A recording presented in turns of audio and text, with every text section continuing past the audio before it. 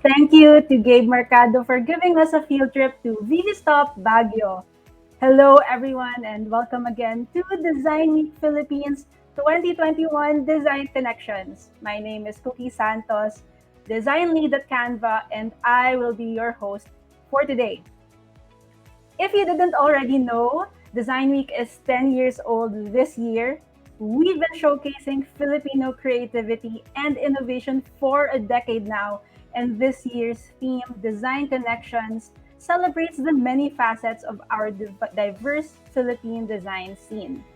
Just before this event, we took a field trip to Vivi Stop Baguio, a virtual tour of the after school facility where kids and kids at heart hone their creative skills in an accessible workshop setting. Today, we continue to explore what accessibility through design looks like. Accessibility is a very broad term and it can mean many things. And with the wideness of its scope, where do we even begin? That's why today, this event comes from a place of curiosity. In what ways are individuals and groups working towards more accessible and inclusive futures? Maybe from hearing the initiatives of a few, we can be inspired with ideas that can cater to more. Besides, the responsibility of accessibility does not belong to one, it is meant to be shared by all. This Design Week PH event is made in partnership with Canva. At Canva, our mission is to empower everyone in the world to design. And that's a crazy big goal. That's why we find the importance of events like this so that we can come together, share stories, ask questions, and hopefully engage into action. Journeying towards accessibility is a continuous dialogue of learning from each other. And if you happen to have any questions about Canva, we have Nathalie from Canva's community engagement team to help give you some answers at the Zoom chat. But before that, let me shed some light on the friends and partners who have helped make this festival happen. The Design Center and Design League Philippines would like to thank the Department of Trade and Industry, our festival co-curator, Fringe Manila and Pineapple Lab, our international partner, British Council, our creative media partner, Adobo Magazine, our live stream partner, Kumu, our design partner, Canva, and our program partners, NASA Space Apps Philippines, and the half, Fame Plus, Buensalido Architects, University of Cebu Animation, UXPH, lifeafterbreakfast.ph, Matic Hub, Robbins Design Center, Philippine International Comics Online Festival, Comiket, Design Davao Society, Architecture Design de Oro, and Cagayan de Oro Design Week. If you in the audience want to show your support as well, don't forget to post about us with the hashtag DesignWeekPH 2021. Along with Design Week Philippines, the Design Center of the Philippines would also like to present a new project, Better Normal by Design. Better Normal by Design is about data-driven design process and product development, resulting in design solutions fit for the times. Collections of objects were designed quintessentially for the three localized personas: the stabilizer, the settlers, and the new optimists. These collections anticipate the needs and requirements of the personas' emerging lifestyles while being mindful of the consumer shift towards responsible consumerism. Better Normal by Design nudges the Filipino MSMEs into action to rethink products, processes, including business plans, and even reasons for existing to resonate with the future of business. Download the lookbook by scanning the QR code shown on the screen. And let us start our session today with a little icebreaker. We will be having a short activity just to get the ball rolling on today's design talk. We will now be flashing a QR code on the screen. Give that QR code a scan to join in the icebreaker. And if you have a hard time accessing it through the QR code, you can always head on over to www.menti.com and use the code 55853327. I would love to hear from you all, so come on in, please. While you're all scanning the code or logging in, let me explain to you what is going to happen next. We will be asking you two questions, and these questions will give you the freedom to express yourself freely. You can answer something short or something long. You can make it a quick essay. I would just like to hear your thoughts. So, is everybody ready? Earlier, I mentioned that this event comes from a place of curiosity because of the broadness of accessibility. That said, I would like to hear from the audience. What does making design accessible mean for you? And yes, I will be waiting on the answers. But while we're waiting on that, I'll just answer for myself as well. Making design accessible for me means participatory involvement. And what I mean about that is designing accessibly means that in the things that you create, you can also empower others to create and to act as well. Really believe that everybody is a creative thinker, doer, designer, and that design can come in to open up that possibility for others to design their own experiences too. And we're seeing answers coming here, breaking barriers. I love that. Keeping all kinds of users in mind while designing for all genders. Making design accessible is making solutions accessible. And lots of inclusivity, open for all ages, yes. And yes, involving end users or stakeholders in the decision making process. That's a really beautiful thing. Um, I am seeing radically empathizing with many people. I am loving those answers and no idea. And that's okay. We come from a place of curiosity today, and I hope that these talks will give us an idea. And thank you so much for your answers. I think that was really, really good and insightful for everyone. And we can head on over to our open ended question. Since this is the 10th year celebration of Design Week Philippines, what is your wish for Philippine design today? And I've answered this last Wednesday, but I am going to share it with you again. That my wish for Philippine design today is for the continuous pursuit of co-creation and collaboration. There are so many wonderful initiatives led by individuals and groups, and to be able to come together and bring those different strengths could be a manifestation of our unity and diversity here in the Philippines. And I'm seeing here national design policy.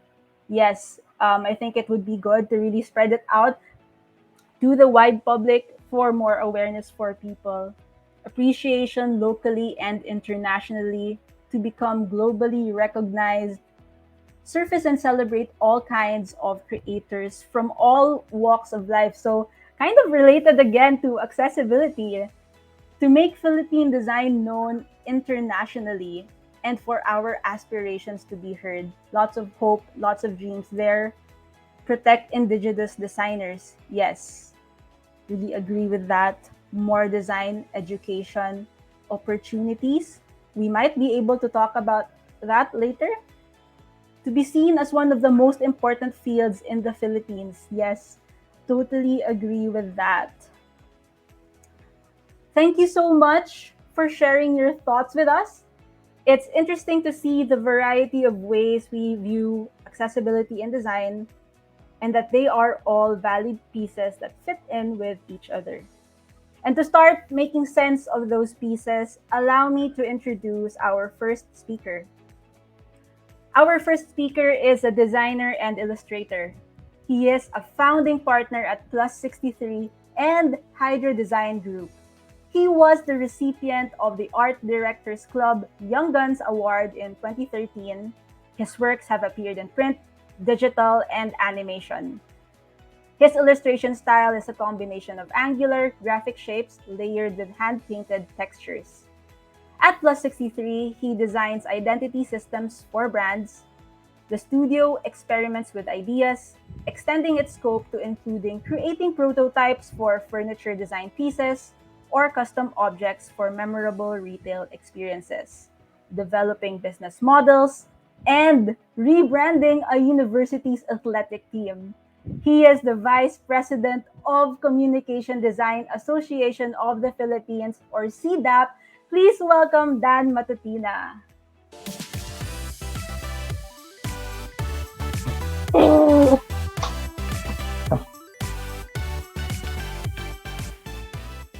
Dan! Pang-music.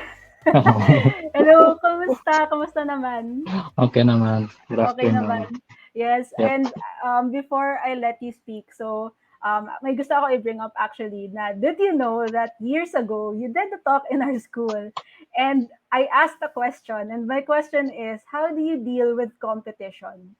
And I don't Oh, remember the specifics of what the answer was, but I remember taking away from that experience na it's not really worrying about competition. And in hindsight, when I think about that moment, I see it and feel it within our industry. Now there's a sense of community and camaraderie, and that we work better together because of that. Na pag lumalawak yung designers coming into the field, lumalawak din yung opportunities for others.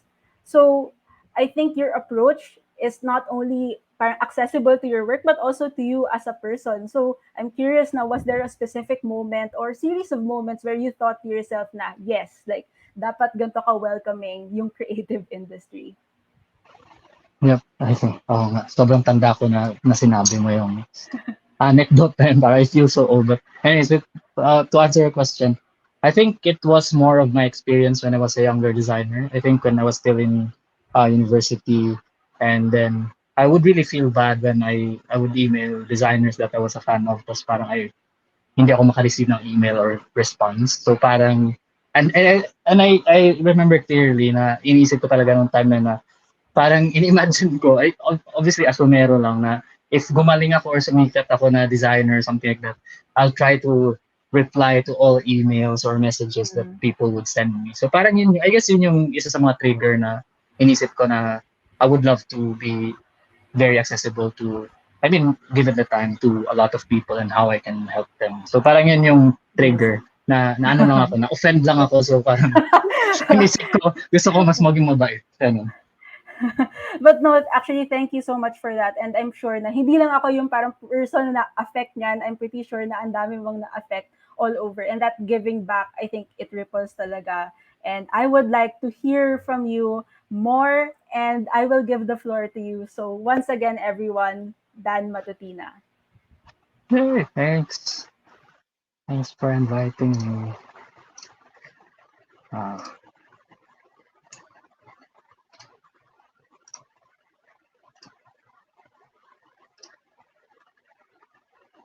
hello. Nakikita naman yung screen ko, no? Ayun. Hello. Thanks for inviting me again. Today, I guess most of the talk will be focused on Palalabas, the campaign that I worked on together with CDAP, Design Advisory Council, and Design Center of the Philippines. But essentially, I'd like to give an introduction about myself, the studio, and what we do as a design student, also as a designer. So essentially, like for me, I always wanted to design for the people. I mean, there are moments that I'd like to design for myself, like just as a personal expression. But essentially, design is more like creating solutions for problem. So yun, ako si Dan Matutina. I'm a designer, illustrator. I do a lot of things, but I think the best label for me is that.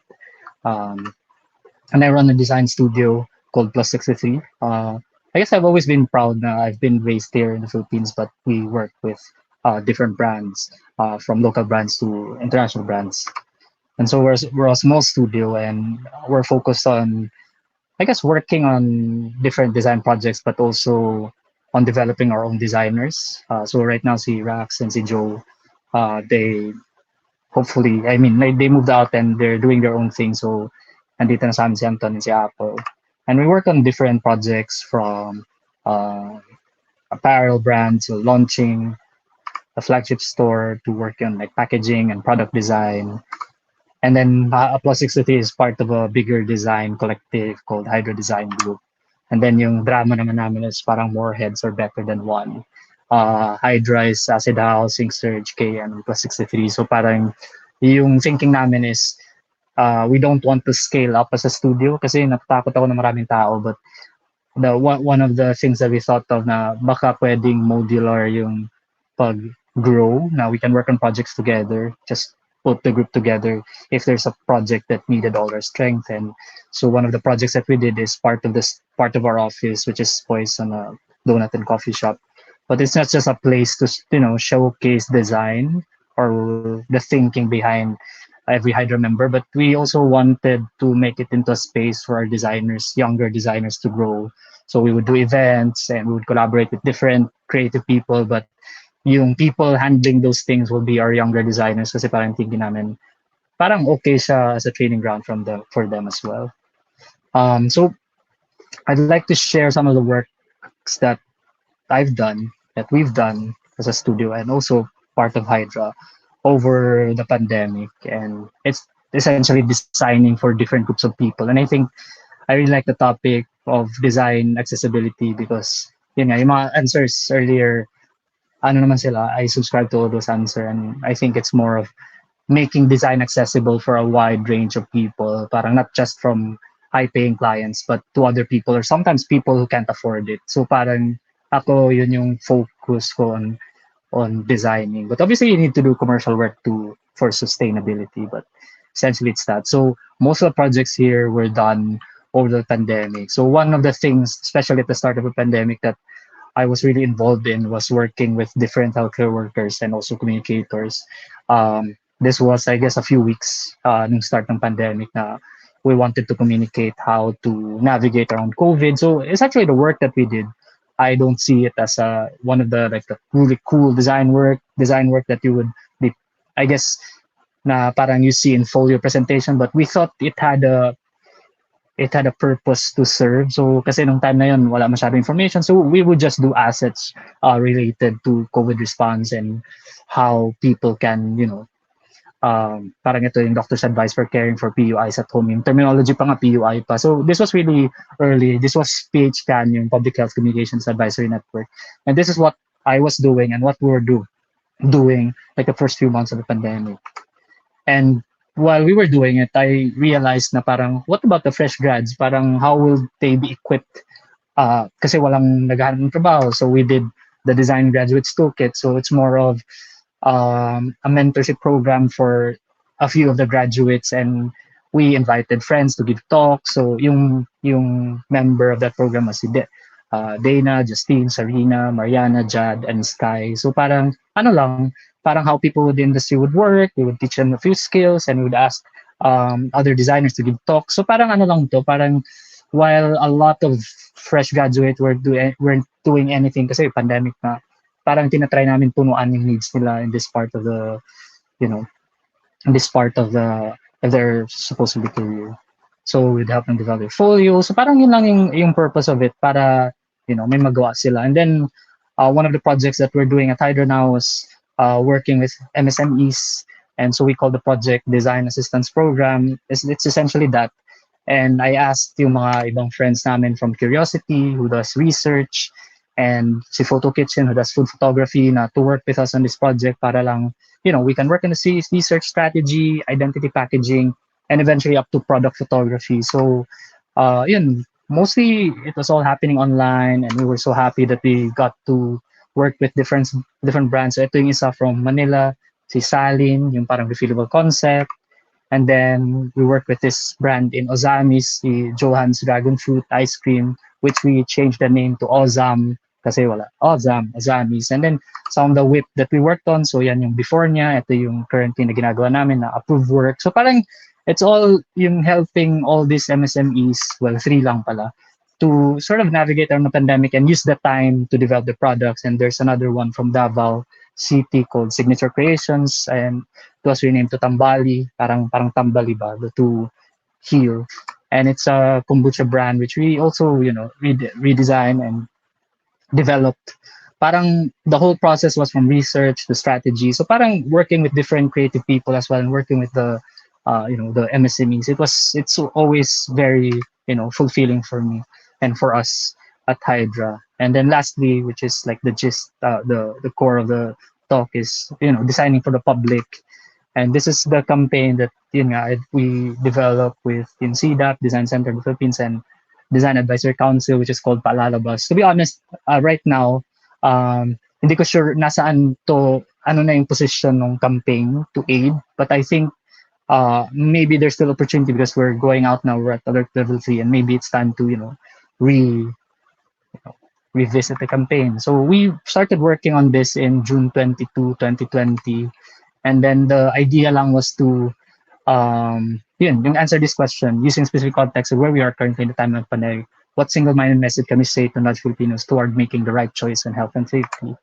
And then so the idea was to make an give a nudge to people, and it was called Paalalabas. And like with most of the projects that I've shown, parang this is all asking help from friends and former collaborators. So this one, si Jao helped in creating the name, which is Paalala and Labas, which is a reminder to go out. And then apart from that, I also asked Aaron Amara, type designer, to develop and design a custom typeface called Paalala Labas Display na gusto ko yung appeal kasi it looks, well, it's very readable, it's very functional, but also retains a sort of like yung Filipino hand-painted aspect to it. And then the other side of it is yung testing, when yun, sila Curiosity again, si Birdie and Christine Lawayan, we tested via the Design Center of the Philippines also, we tested a lot of the things and permutations, and then we ended up with, something uh, like this.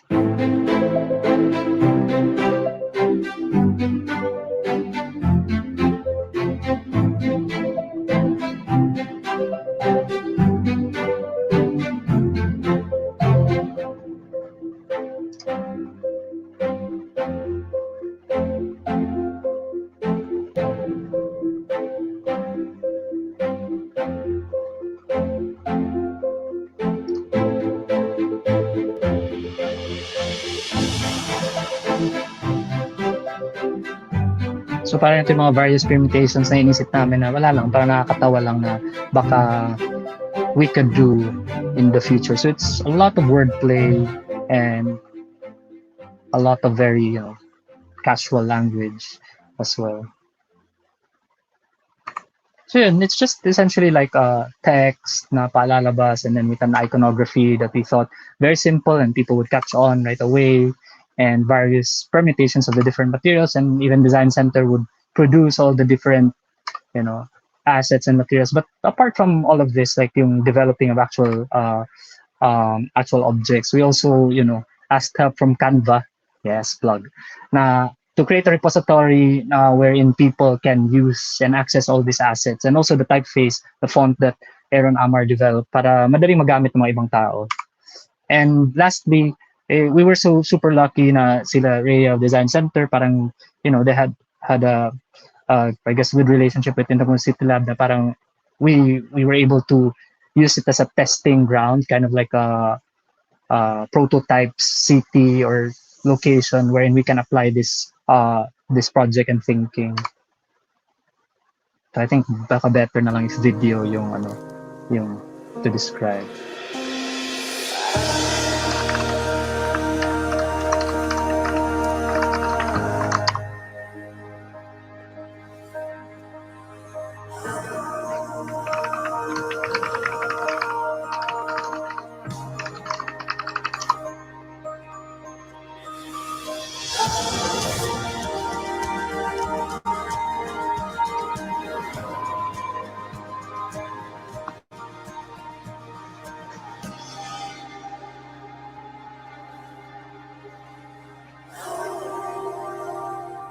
Since March of last year, The pandemic has substantially and adversely impacted the lives of the people here who are depending on the visitors who are coming in every day to us. Walang pandemya, normal lang lahat, nakakabiyahe kami ng maayos, walang restriction, walang gaanong rules eh. Pero ngayon, malaki yung pinagbago niya. Gaya ng dati, makakapagsakay ka ng 3 passenger, 2 passenger, ngayon, allowed lang, 1 eh. Kaya mahirap, malaki yung bawas sa kita namin. Marami po. Hindi po kagaya po noon na talagang marami ang nailuluto namin. Ngayon po, alalay lang. Yung ina-expect po namin na kaya namin ipaubos. Design has always been important, but then it makes it even more important and relevant, especially these times, because right now, with the givens, the new equation in every design requirement is the virus. I believe it's even more critical because there is an economic situation, there is recession, there is an issue of design being challenged with cost. This design solution should be very practical. Practical luxury can address these issues of addressing how do we fix the problem through design, playing together with all the efforts that's being done by the government and everybody. Thought of a name that would encapsulate paalala and a reminder when you go out. So when we actually designed it, we wanted it to be unique, using a custom typeface. That's also very Filipino. We also complemented it with iconography that would remind people that there's still a pandemic outside. The Paalalabas campaign is really for me, a very important initiative of Design Center as well as the Design Advisory Council to at least help our countrymen navigate through these very troubling times of the health crisis as well as the economic crisis. And we hope that through our campaign, we will be able to trigger a change in behavior, and therefore a change in behavior will lead to lesser cases happening in the community. And when there are lesser cases happening in the community, then slowly economic activity can come back. Well, I hope that the campaign is accepted by many destinations as well, especially our local governments. So we must believe in the power of the information as well.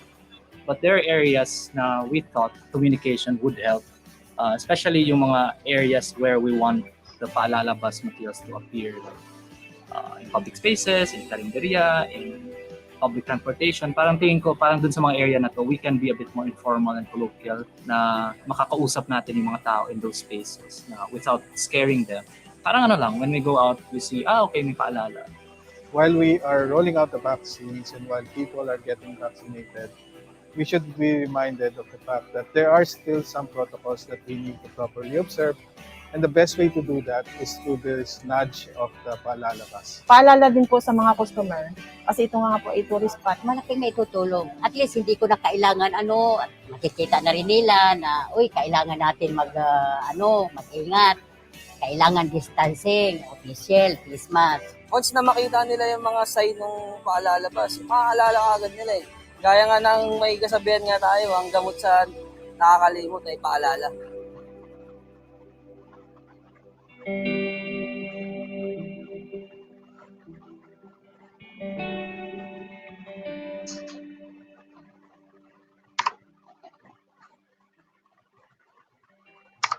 Ayun, sakto 1 minute na lang. So, that's essentially like for everything that we do as designers, parang ito yung core na, I guess, yung belief na yung power of design and also creativity is more of yung, it helps us adapt to uncertainties what about our rapidly changing world, and it's no different from yung sa pandemic.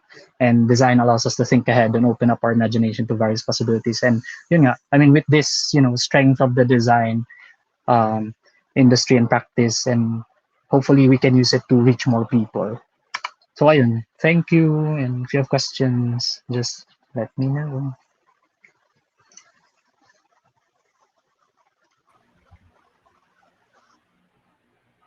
Thank you so much, Dan. Ang ganda na nung ang gamot sa limot ay paalala. And a few of my takeaways from Dan's talk is, number one, thinking about design as designing for the people. And that using design is also an opportunity to open up community building.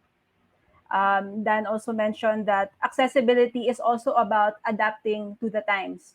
What needs to be seen, heard, experienced by the most people right now, and opening up to the needs of the times and working from there. And lastly, opportunities to collaborate with other people can widen the scope of possibilities of what you can do and who you can reach out to so that you can be of more help to people. So, sharing opportunities with others can create a more holistic and effective project that can impact more people. Very inspiring. And if you have any questions, place it on the Zoom chat. But for now, I must set the stage for our next presenter. Our next speaker is a designer who founded social impact design studio Works of Heart. Having explored the different fields of design from graphic to UI UX the past 10 years, she has become a Jill of all trades. Together with the studio, she has initiated multiple creative projects for education, social entrepreneurship, civic movements, and more with the goal of engaging, transforming, and shaping a nation that is free. Let us give a warm welcome to Roxy Navarro Arenal.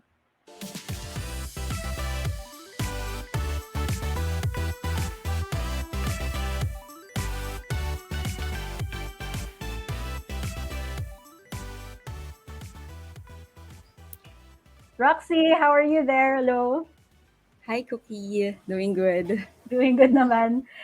Before we start, I wanted to say that I really love that Works of Heart is really filled with the sincerity of the people in it, including you. And as the founder there, you have helped lead the design studio to constantly remain rooted in your values. And the strong foundation of those values really seem to guide the works of heart and how you make those projects. So I want to ask, was there a moment leading up to you realizing that you can communicate and advocate for social good through design? Yeah, thanks, Cookie. So, I guess for Works of Heart, it's we've started it way back, and I think the it was simply because we were surrounded by really good and admirable people in the development sector. um, I do believe that most of the designers, creatives, we end up with the people around us, our friends. And lucky enough, I was surrounded with volunteers, with people who work in the government, and seeing their initiatives, their business, their projects, how they want to do good and make that change. Uh, we saw that there's an opportunity to design for them, to help them and work with them to reach their audiences. I remember a friend told me na for her, technology is neutral. And when I heard that, parang, oh, I think design is as well. And the only way for us to be able to create design for good is that the message, the stories behind that should be for good as well. So I think that's how Works of Art started, and that's what sustains us and keeps us to move forward and continue. Thank you so much, Roxy. I think ang laking impact talaga to be within this community where there is a push for social good, and I really want to hear more from you in your talk. Before that, if you have any questions for Roxy, you may leave it in the chat for us to answer during Q&A. So the stage is set and the floor is yours, Roxy. Thank you.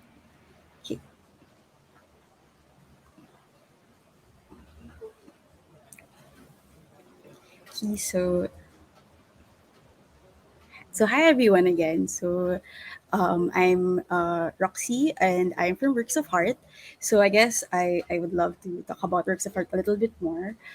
So Works of Heart is a Filipino social impact studio who believe in social imagination and good design so that we can shape a nation that is free. So what does that mean, right? So for us, social imagination is the ability to envision a better world. And so, like for example, for some of our projects, like Girls Can, it's a campaign we did for World Vision. Um, it's a campaign to raise funds, but really there's opportunity to communicate what it means to support 1,000 young girls, right? And what we want to say is that with the right support, they can do anything and they can be who they want to be. So our works, we work with foundations like this. We work with big organizations and NGO. We also work with small enterprises. Like this one is just a small business called Clean Conscience. We help them brand and campaign for their eco-friendly hand soap tablets that reduces waste and plastics. So aside from those client projects, we have big and small. We have our initiatives of our own based on advocacies that matter to us, such as the environment. So here, showing you Future Forest. It's a project we have with Mad Travel and volunteer creatives where we immerse in the community to learn more about what reforestation means, so that we can use art to raise funds, so that when we create the products, it's not just products that people can buy and because you buy it, you support reforestation or helping the environment. We want the products itself to represent the vision of what taking care of the environment means for us. So yeah, mix of client projects and initiatives of our own. And I guess we're only able to do projects like this because of a talented and passionate bunch. So this Works of Heart, we're a group of 10. And yeah, this is a happy photo of the team prior to the pandemic. But yeah, it's a group of really young, talented people just trying to do good with the projects we have through design. So yeah, here to talk about how can we make design accessible.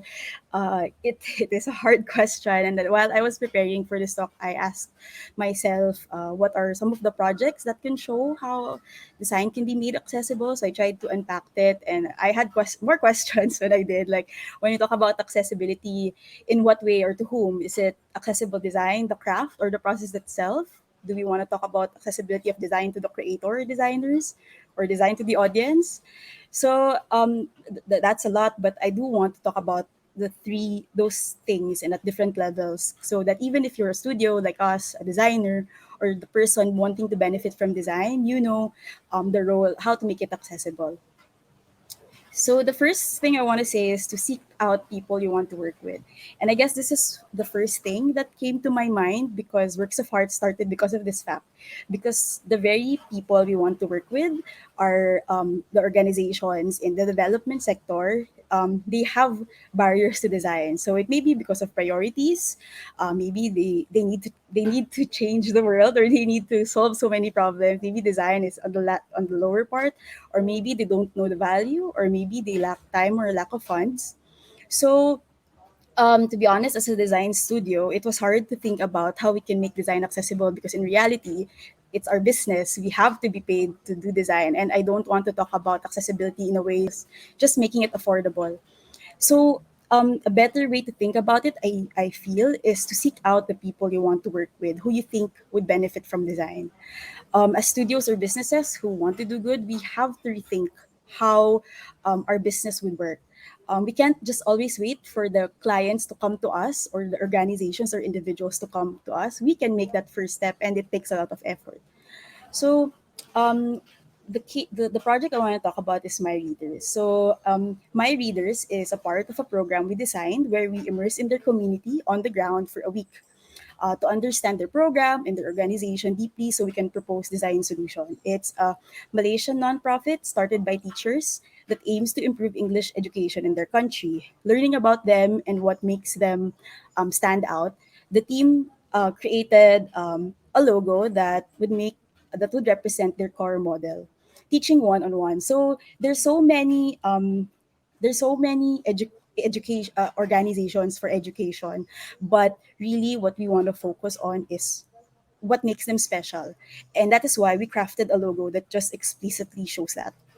So these are some of the materials we did for them. When we presented it to the founder, so this is Sue, she's the founder. She said that I never knew that such a logo can hold so much meaning and capture what we're all about.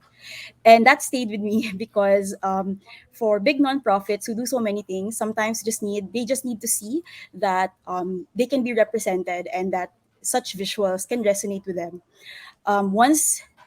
Once they've realized how design can hold so much meaning, they gathered more funding on their own and produced all the designs we did from them. And up until now, all of the materials we did, we see them using. And from before we met them, they were just using this cartolina wherein they write in the goals that they want to share to the students, and then they printed it out. They printed out the designs we made for them, and they used it in their communities. We didn't, yeah, this photo, we just saw it on their Instagram one day and just saw how much they're using it. So yeah, I talk about that making design accessible from an engagement standpoint. Engage with the people we think can benefit from design. Second one I want to say is that we should support and help sustain the design. So as designers building the brand from ground up, it's great because it's fun and exciting, right? We're going to work on a new brand or a new project, but sustaining them is another thing. I've met with a lot of clients asking me how can the design we give them, how can they continue it? How can they sustain it? Can we make it simpler for them or things like that? And actually, some of them are afraid to even engage with designers because they don't know how to continue. So a project example is one creative solution that the team did is to help AI for Gov sustain their brand by helping them create their own characters for their bots. When we did the branding for them, their organization uses AI to help local government units and government agencies to become more efficient. So they actually create bots for agencies. So when people ask them questions, they don't have to face actual people, right? They can resolve issues. So what the team did is, because they use a lot of bots, we created characters for them that they can use as bots. But we made sure there's lots of variations that they can use. More than that, what we did was we wanted them to be able to use it on their own. So we created a character creator on Figma, wherein all of the body parts and elements are actually components, and that they can mix and match it on their own. So even if they work with different agencies, they can maintain their style, but at the same time create it, make a unique one for that organization. So sometimes the barrier is that the skill and strategies remain with the designer. We just hand it off as it is, and maybe through tools like Figma. Okay, maybe it doesn't have to be Figma, right? There's this one. There are some of our clients wherein we also use Canva. See, I also have a plug. We also use Canva to help our smaller organizations, smaller business to we move the designs and the templates to Canva so that they can use and create it next time. So it would be easy for them to create their own post and move things around. Okay. So those are the two things. The last and the third one is design for real people. A while ago, I was talking about how we can make design accessible to clients or people we work with, but ultimately, we have to design for real people as well. We always talk about design thinking and empathy, right? As designers, as creative, I think the beauty of the design process as compared to other strategies is that more than people's problems or what they can't do or what they want to do, it's really about how people feel. How much of our designs are based on how people feel. Um, so one project we did similar to um, the Paalabas showed by Dan. I know that this one is a smaller in scale. So I know Paalabas focused on public spaces and thinking about how we can keep each other safe and take precautions as to what they need. When we tried to understand a different group of people, which are small essential business owners, what we learned is that they're afraid of not being able to continue their business because of the pandemic. Aside from the bigger known problem of ensuring safety for everyone, they also want to make sure that their customers would feel safe so that they would come in and that they feel more comfortable. So that's why we started Print Ready. So it's free printables for safe and happy COVID free communities. So it's really just for the small businesses around us. We want Our objective is to communicate safety in a more comforting light that would make customers feel less afraid of going into the shop of a clinic or the essential businesses. We also gave them like various printing. We gave these materials to various printing outlets in color and in black and white so that they can save on cost. So yeah, these are some of the clinic was using it for their small team. The last one, in relation to designing for people, is a project that's really close to my heart as well. It's Pitaka Ko. It's a financial literacy game we designed for Sun Life Foundation, and we wanted to use play as the medium for teaching financial literacy. And we wanted this sort of pitaka as the main component because we felt that there needs to be a sense of ownership, something you can hold or keep when it comes to money or teaching money so it could be understood and learned. We decided it was a game.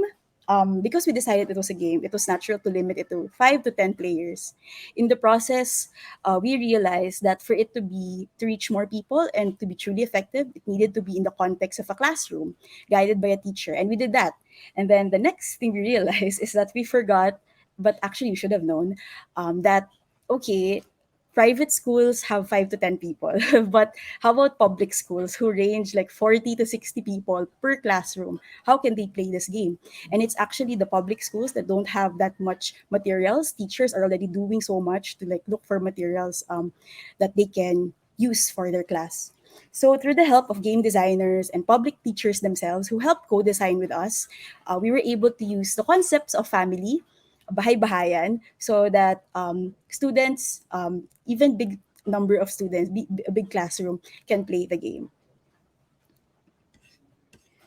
So yeah, there's so much to share on how much designing for real people can help in accessibility. Like for example, like how my readers use dyslexia font so that more students can read their workbooks and uh, flashcards when they are teaching English, or maybe creating easily producible materials. Like we created this human rights manual so that barangays can teach their basic human rights is. There's so much to talk about, but I guess the main point for me is that the keys to designing for accessibility is about breaking barriers by providing better spaces and opportunities for real people. And I wanted to end on this note and the emphasis on real people to say that we shouldn't get caught up designing for everyone, that we end up designing for no one. There's this tendency that if you think about accessibility, more and more people should use it. There's actually this concept in inclusive design that if you design for disability for a few people, you actually end up designing for all. The same way like how sidewalks or subtitles are designed for specific people, right? But technically everyone benefits from it.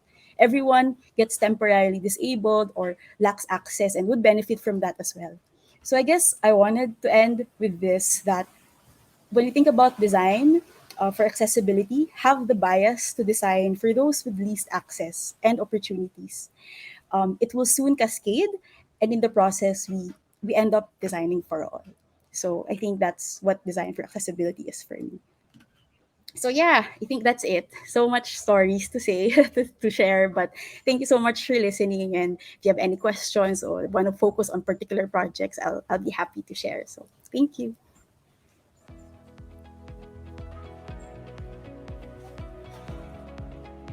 Thank you so much, Roxy, for that very inspiring talk. The sincerity and the impact of your work comes through because of the values that you hold so firmly with your group. And I really liked what you said at the last part, that narrowing down can actually widen the scope. A few more takeaways from here. Number one is to seek out the people you want to work with. Accessibility does not only mean merely widening, but also narrowing down to people who may have the most barriers from opportunities. Design can help represent many things that an organization stands for. Number two is the importance of supporting and sustaining the design. It's making sure that your design is easy to use and that it's as important as the design itself.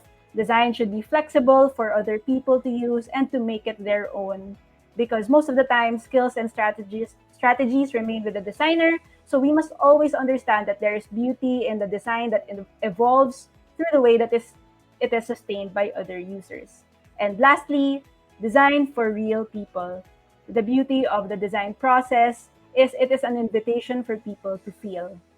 Ground yourself with the realities of what is available to people and work from there.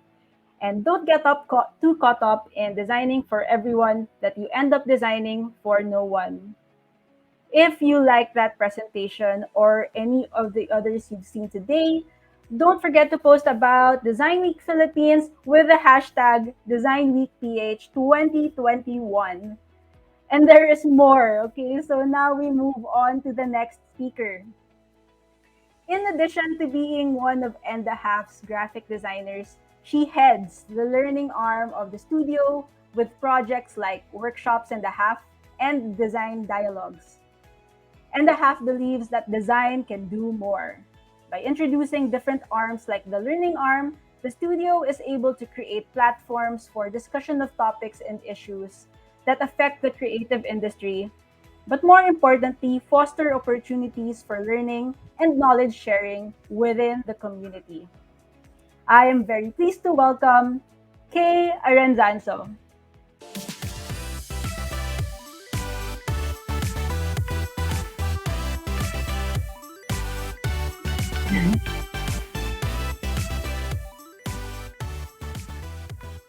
Hi, Kay, hello, hello. How are you there?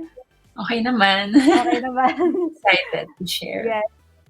So can I just say na um, thank you talaga sa and a half. Recently, last week lang, I attended yung SPDP, Social Problems are Design Problems. And nakaka-inspire talaga. I think Roxy mentioned it also na if you put yourselves into communities where Mm. you share certain values together, you can learn so much more, and that there is so much more possibility that you can learn from design even beyond what you know. And I wanted to ask na you are the head of the learning arm of and a half. So what made you interested in taking up this role, and what is your personal vision for it? Well, I don't I don't know pala, no? Pero, yeah. Yeah. I guess matanda na rin ako and na-realize ko na there's so much more things to learn even if matagal na ako sa industry. Not Yeah. super tagal, pero I realized na that is also true for a lot more people. And in creating platforms and discussions that we lead in the half, we give people opportunities to share, to actually learn from people who are actually in the industry. So yung need ko for learning as well. I guess that made me passionate about wanting to teach or at Yeah. least provide opportunities for people to learn sa mga katulad nila Dan and nila Yeah. Roxy, nila Cookie, Yeah. yes. Pero feeling ko kasi tama ka dun sa sinabi mo about our community, our creative community. It's actually very tight-knit, very open to sharing, and of course I want to emulate Dan's example of Yeah. being always open to people, having access to knowledge, and being super open to always learn. So ayun, Yes. that's me. Yes, I think that's nice. And the idea na parang itong parang community and camaraderie, hindi siya automatic. It starts with Mhm. people talaga who start that behavior also, and opening it up for others also. Na you get inspired to do that as well, which is like yung experience ko rin with Dan ganon. So Oo. yeah. Schedule But natin sila. So yes. ayun. Yes. So I will let you speak now, but if anyone in the audience has any queries for Kay, let's go. You may leave it in the chat for her to answer at the Q&A session at the end of the event. I will leave it to you, Kay. All right. Sharing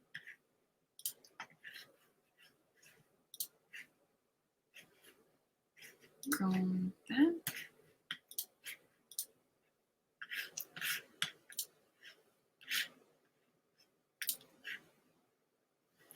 And sorry, yeah, wait lang.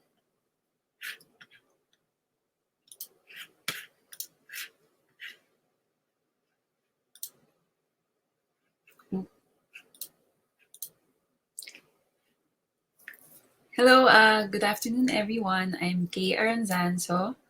So I'm a designer from In the Half, but I also lead the learning arm of In the Half. So very recent lang yung pag-introduce namin ng different arms to the studio because I guess being a 9-year-old studio, marami na kaming learnings from all of that history, all of the clients na we dealt with, and we actually really wanted to do more. So we introduced this, actually we introduced 4 arms to the studio, and nagsimula lang siya noong 2020. So ito yung team namin presently. Konti lang din naman kami. Pero, yeah, so we introduced like the learning arm, which I lead, the product development arm, and the social design arm. So, for today, I guess I'm just going to be talking about 3 projects na we did in the course of the years na we have been designing. So we believe in the half now, whether it's telling a different side of a story or finding a better way to do things, design needs to do more. And we realized kasi na we don't want to be confined to just branding or the aesthetic part of design. We realized na napakadaming potential, of course, ng pagiging isang designer. Malawak yan, pero sa amin bilang and the half, gusto naming i-widen pa and yung range namin as designers and to collaborate with more people and build a better, I guess, future for all of us. So the first project na I'll be talking about is the science modules that we did for high school students. So the science modules for STEM students that we did a while back, actually, yung social design arm namin nung time na yun, tawag pa namin Helping Half. So ngayon lang kami nag-rebrand. So naging social design arm na siya. And this project was funded by USAID in partnership with the Philippine Business for Education Organization. So the modules, the paper modules, 100 plus pages siya of 4 modules, including sports, disaster preparedness, medicine, and engineering. And it was done by various teachers and authors. So the first problem that we encountered with the project was the inconsistency and the lack of standardization within the modules. So ito nakikita niyo sa screen ko ngayon, ito yung mga existing illustrations, tables, and images na nakuha ng authors from the internet, and then ito yung nakalagay sa modules nila. And since it's paper modules na i-distribute ng teachers to their students via photocopy, what we encountered was a lot of problems with reproduction na may encounter mo kapag sinerox mo yung, paulit-ulit mo sinerox yung papel. And we're all familiar with that. Di ba meron tayong readings ng college na di mo na mabasa or merong colors na ka-indicate pero black and white man siya. So parang paano mo siya maiintindihan kung di mo naman nakikita yung color. So bukod doon, we also realized na the hierarchy of the information was not organized. So the challenge for us for this project was to create a system for the modules in order to facilitate a better learning experience for the STEM students who would be using the modules. So in this example, so dadaanan ko lang naman yung mga samples. We created the system, as you can see. We also organized the information in a much better way by providing the modules with functional devices like meron ng table of contents, meron ng summary sa unahan, may overview, merong title, mga ganong simpleng bagay na makakatulong definitely sa whenever a student reads the modules. Kasi let's face it, madaming information talaga inside modules. So the next aspect that we did for those modules were to standardize the images. So, lahat ng images, illustrations, tables, infographics, niredo namin in a style na friendly to photocopying. So the style that we did, makapal yung lines, patterns yung ni-utilize namin in creating shades kasi na-realize nga namin na ifo-photocopy siya. And as people photocopy, 'di ba, nawawala minsan yung integrity ng lines, ganun. So we considered a lot of those things in redesigning the modules. We also provided like an element of interactivity within the modules. So nag-provide kami ng spaces for students to write their notes. So the modules would become more personal to them. Kasi, yeah, nagdo-notes naman talaga yung mga estudyante, di ba, habang nag-aaral sila. So what we just did is to provide them the space to do that. And the next thing that we did was to, of course, consider the reproduction element of these modules. So we recommended to the teachers to use like colored bond paper na cheap lang naman. So we always put on top of our priority yung reproduction capabilities of these paper modules. And we also used open source fonts kasi that's one less thing to think about when when you're designing for things like this. And of course, black ink lang yung ginamit kasi that's the cheapest option. The next project na I'll be talking about is AHA Learning Centers, Eskwelang Pamilya and Tulong Eskwela. So I guess the point here for all the projects actually that I'll be showing you guys, that more on education tong mga to and more on I guess how we can use graphic design to aid literacy, education. And this going back to what Roxy said about designing for the most in need, for the most vulnerable. Yun yung naging principle namin in this project. So, yan, daanan namin. So for AHA Learning Center. So AHA Learning Center is a non-profit organization founded by Jayton Zulueta. And we've been collaborating with him since 2018. So nung una, syempre, rebrand lang yung mga ginagawa namin. Pero as we started this relationship with him, we helped him a lot with more and more of his projects na mas practical yung application of design, I would say. And with this project, specifically yung Eskwelang Pamilya, this was launched by AHA. It's a purely text-based learning programs para sa mga batang naapektuhan ng pandemya. So, alam naman natin kung paano naapektuhan ang education system natin during the pandemic, and mas madaming bata ngayon yung hindi nakapag-aral, nakapagtuloy ng pag-aaral nila just because wala silang access to the internet. We take it for granted right now, pero maraming kabataan ng walang desktop, walang laptop, and walang stable internet connection. So for this project, we wanted to design for the least common denominator, and we assumed na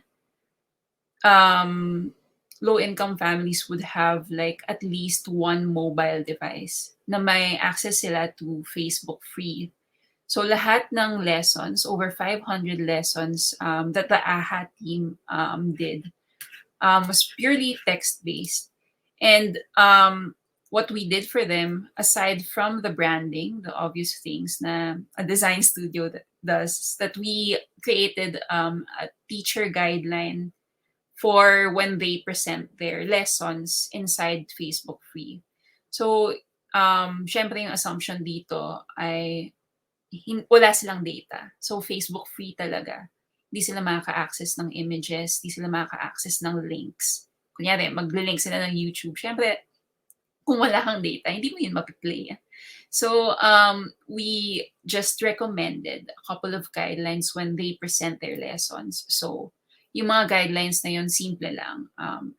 It's using standardized emojis whenever they present the same concept over and over again, using a standardized way of presenting the table of contents of activities. So ito yung sample nung guidelines na binigay sa tulong eskwela. So I guess yung difference lang kasi nung Eskwelang Pamilya and Tulong Eskwela. Yung Tulong Eskwela siya yung teacher training, and yung Eskwelang Pamilya yung part na facing the families ganyan and the students. So aside from, of course, the visuals that we did for them whenever they post stuff on Facebook,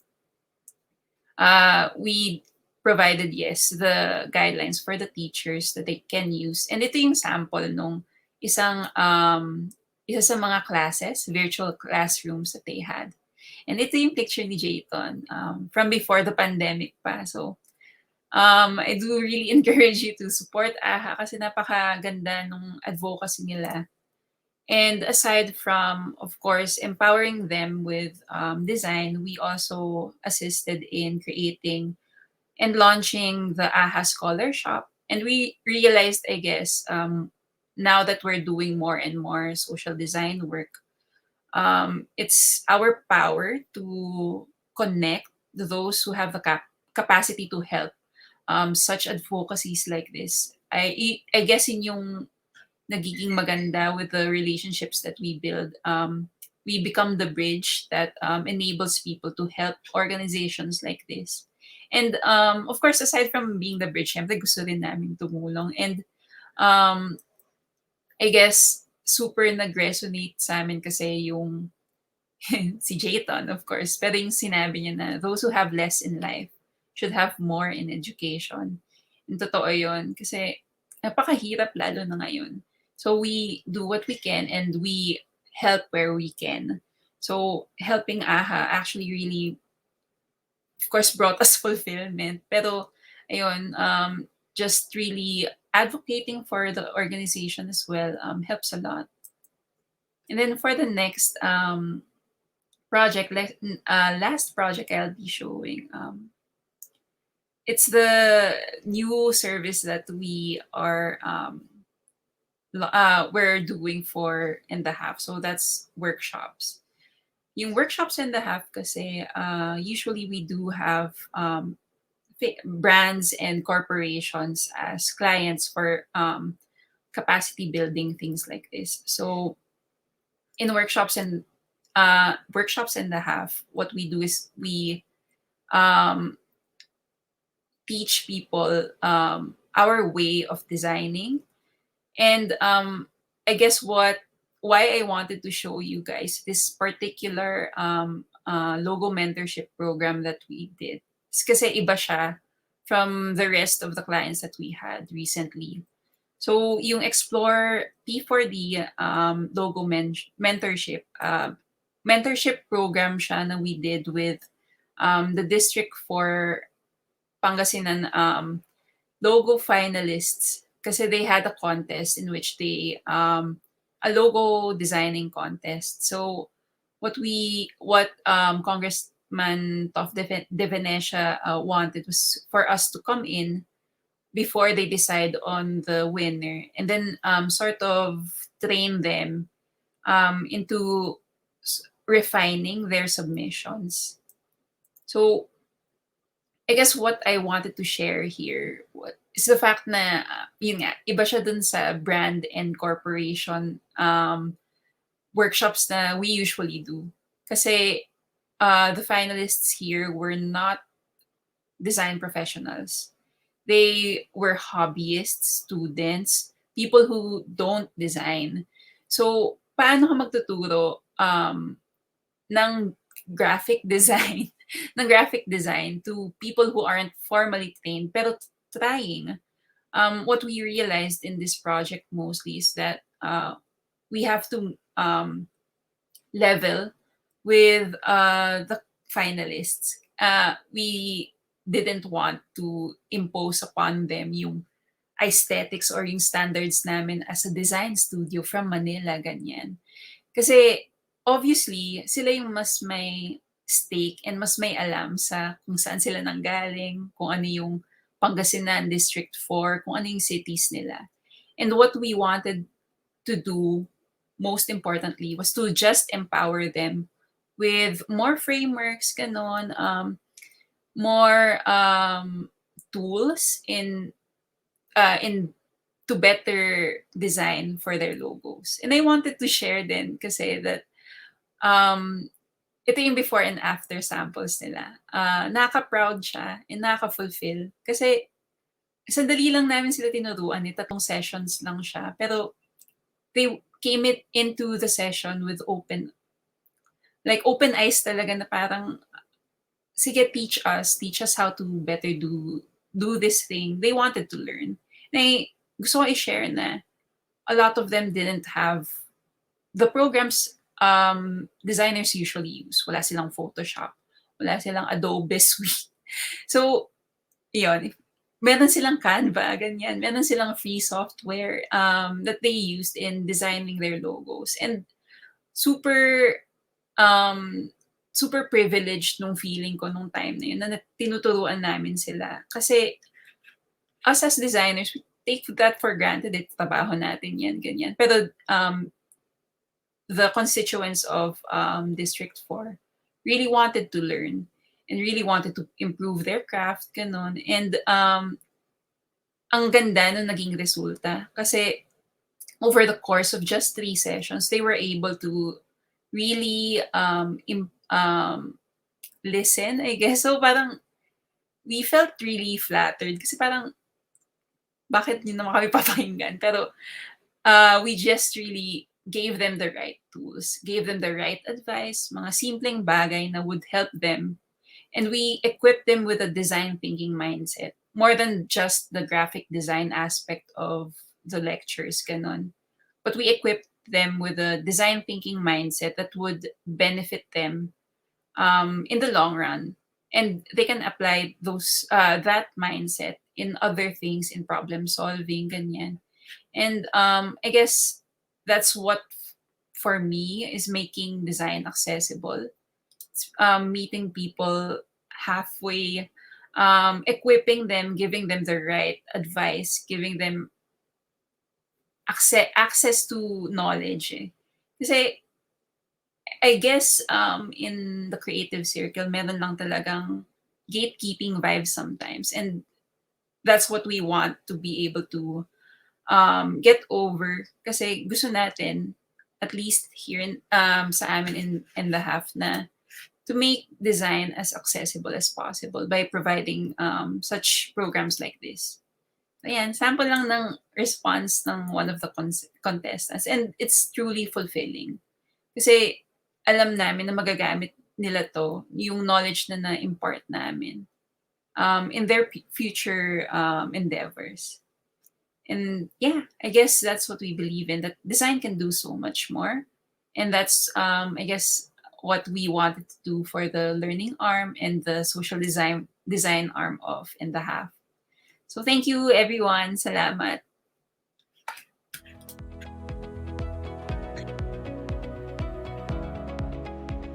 Thank you, Kay, for expanding the definition of design with the belief that design needs to do more, breaking out beyond the perceptions of design as something that is merely an aesthetic. You can widen its range by immersing yourself with other people beyond the people that you're familiar with. Other takeaways from here is that design decisions and aesthetics can be made more intentional while considering the different needs and realities of the project. You can be creative in designing for different mediums, adapting to design to more accessible means like stuff like Facebook Free.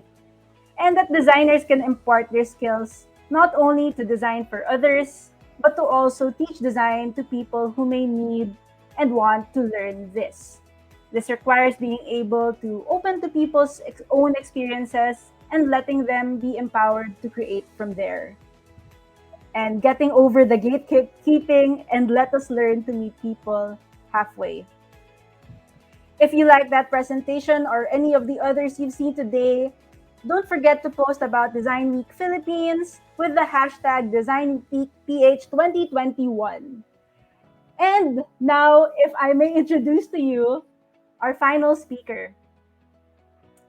She has over 15 years of experience in disability and inclusion in various settings, from classrooms to companies, as an educator, job coach, consultant, specialist, and advocate.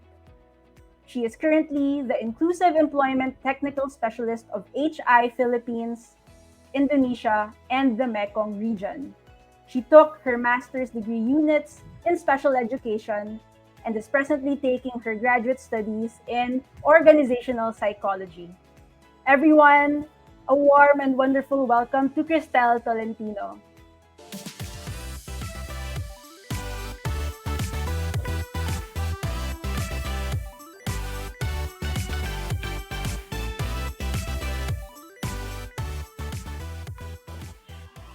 Hi, Cristel. How are you over there? I'm okay. You're okay. Yes, it's so wonderful to have you here, and I'm really excited. And from your bio, you have had experience in disability and inclusion for 15 years. And I want to share that, I mean, for me, design 15 years ago, I imagine has been perceived so differently before. Maybe compared to now, where the Philippines is developing to be a flourishing creative economy. So there seems to be more awareness in design in that sense. So when it comes to inclusivity, have there been noticeable shifts from when you first started to where it is today and to where you think it will be heading? First of all, thank you for having me. Sabihin ko sana 15 years ago, 10 years old pa lang ako, pero nasa bio ko pala siya. Okay, so 15 years ago, super different. I was in a different sphere at that time, working in the special education arena. And I noticed that all the initiatives that we've done so far in that sphere is trying to fix people so they could fit into the society. Fast forward to now, it's so different. We always talk about accessibility, and now there is intersectionality. So it's really looking into the individual experiences, everyday interactions of every individual in all stages or all walks of life. So it's I know I'm very optimistic, and there's also, of course, there's this evolving technology, and it's evolving in a way that is trying to address barriers that people are experiencing. Yeah. That's so good to hear. And I just had the takeaway from what you said na it just reminds me na parang when you think kasi about accessibility, it's about widening, but you were also emphasizing the importance of remembering this person as an individual. And I would like to hear from you more about it. So I will give you the floor. But if anyone in the audience would like to ask Cristel some questions, you may leave it in the chat for her to answer at the Q&A session at the end of this event. Take it away, Cristel. Thank you.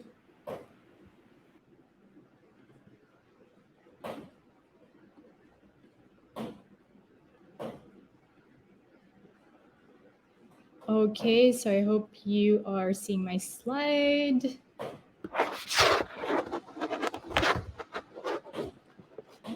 All right. So, hello everyone again. It's a pleasure to be here with such a distinguished panel of experts in the field of design. I feel quite intimidated. um, so, my name is Cristel, and I work as an inclusive employment technical specialist for humanity and inclusion. As one, I get to talk to companies and businesses like Canva about the business case for inclusion and support companies become more inclusive in terms of their policy, HR and management practices, accessibility, and culture. So before I move to my presentation, I want to tell you a bit about HI. So we are formerly known as Handicap International, and we are an independent and impartial international aid organization working alongside persons with disabilities and other vulnerable groups in situations of poverty, exclusion, conflict, and disaster. So we've served in the disability sector here in the Philippines since 1985 and implement programs on economic inclusion, gender, health, education, rehabilitation, disaster and emergency, accessibility, and local development. So our logo is a hand. It's a universal expression of humanity representing support, communication, and care. It is also saying stop, as we are globally well known for our call to stop bombing civilians, especially in the conflict areas, as weapons cause disabilities. Now, we were given a couple of questions to answer in this presentation, so I'm going to try to answer those questions. Accessibility is, of course, part of our organization's DNA. Pero I want to explain why accessibility is personally important to me. And for that, I need to first define disability.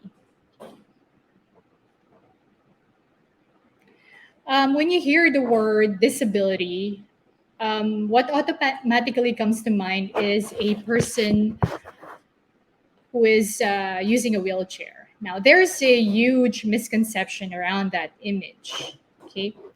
Um, According to the United Nations on the Convention on the Rights of persons with disabilities include those who have long term physical, mental, intellectual, and sensory impairments, which, in interaction with barriers, hinder their full and effective participation in society on equal basis with others. So that means ang impairment on its own will not lead to a disability if there is a barrier-free and inclusive, accessible environment. Disability is a situation that happens at the points of interaction between a person and society. And inclusion means absence of barriers where all people can participate in the same space. When I say barriers, um, like in the previous slide, I mean attitudes, which is the most pervasive barrier. Like low expectations of persons with disabilities, negative stereotypes. I also mean physical barriers, barriers in communication and information, and also in institutional policies. Ako, I am all about freedom of expression.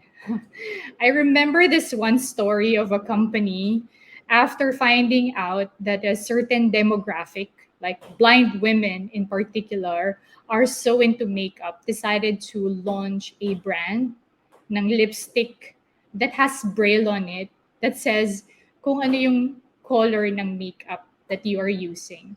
This move allowed blind women who purchased their makeup to know which color they are using without asking for anyone or without asking anyone. Now, as wonderful as what they did was, for me, that was actually long overdue because accessibility is a right. And like previous speakers already mentioned, it benefits all. For all people to be able to participate in the same space, whether physical or virtual, accessibility plays a critical role. It is especially critical to persons with disabilities' right to information, to be part of the conversation, to tell their story and express themselves, live independently, and participate fully and equally in the society. Since it is a right, accessible design is not being generous or being kind or good. It is giving people what is due to them. Imagine having to ask for help all the time. An accessible environment allows everyone to freely access the environment and use it in any way they want without need for help. It is freeing, it is liberating. And the quality of the environment enables everyone to achieve a level of self confidence, which is crucial for self esteem, self determination, and independence. If we provide ways for people to independently get around safely, get services, and find information, and basically go about their daily life like most other people, then technically they're not in disabling situations anymore. Now, I want to tell you about our initiatives. How did we start with our initiative? The pandemic has brought to light inequalities in areas ranging from basic services to information and technology. Habang lahat tayo nagta-transition sa mga online platforms to get information about the pandemic, persons with disabilities face barriers accessing life-saving information online. So what we did, we partnered with the National Council on Disability Affairs in developing inclusive and accessible information and communication materials on COVID-19 to share on social media. We also shared and advocated for how accessible information is essential for people with disabilities to access basic services. Nagbigay rin kami ng mga tips kung paano mas magiging inclusive at accessible ang mga social media posts, such as using closed captions in videos and alternative text for images. We even included simple, actionable ways to do tweets and use hashtags when sharing stories on social media platforms. Para naman sa mga youth with disabilities na naghahanap ng trabaho, we launched an e-learning platform designed and implemented in collaboration with Atrieve IT Center for the Blind programmers, Apple certified educators from the De La Salle University School of Deaf Education and Applied Studies, and selected youth with disabilities. The training modules, typically run as a classroom based activity, were migrated to an online platform to respond to community restrictions due to the pandemic. And it allowed for a self paced, remote, and interactive learning of youth with disabilities on job skills, life skills, financial literacy, and most importantly, disability rights. Sa pag-design ng platform na ito, malaking-malaki ang naging participation ng mga persons with disabilities. From the programmers who have visual impairment and blind, to the end users to ensure its accessibility.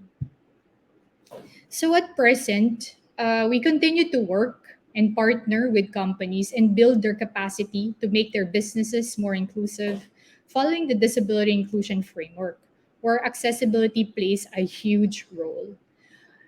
Okay, so another thing, do you know that 1 out of 8 people live with some form of disability?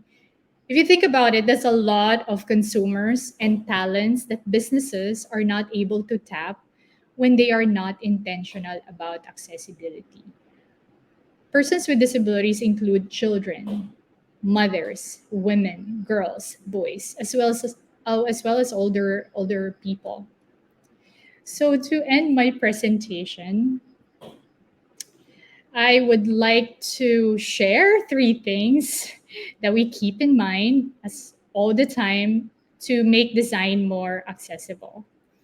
First is to highlight persons with disabilities as capable of leading and as a resource in ensuring accessibility, not just recipients of aid or support. Malaki ang kakayahan ng mga taong may kapansanan at marami tayong matututunan sa kanilang araw-araw na karanasan. Seeking design solutions that meet the needs of persons living with disabilities and considering older people experience result in better design, benefiting everyone. Gaya na lang ng closed caption sa Netflix. Yan. Second, inclusion and accessibility are not afterthoughts. people must keep up when it comes to making design accessible, because there are people being left out of the conversation and whose stories are not heard because we do not plan for accessibility. It is critical to recognize that we have traditionally built our environments to exclude certain people, and we must be intentional in doing something about it. Finally, designing with barriers, participation, and inclusion in mind is simply designing well. Again, disability is a situation that is a result of barriers in the social systems and environments that fail to take into account the full range of human capability, experiences, and human interactions. With this definition, it is the systems that must be reimagined and adapted to make them accessible and usable to people with a wide range of abilities. Ayan. So that's the end of my presentation. Maraming salamat. And if you would like to know more about the things that we do, please feel free to reach out to us. Thank you.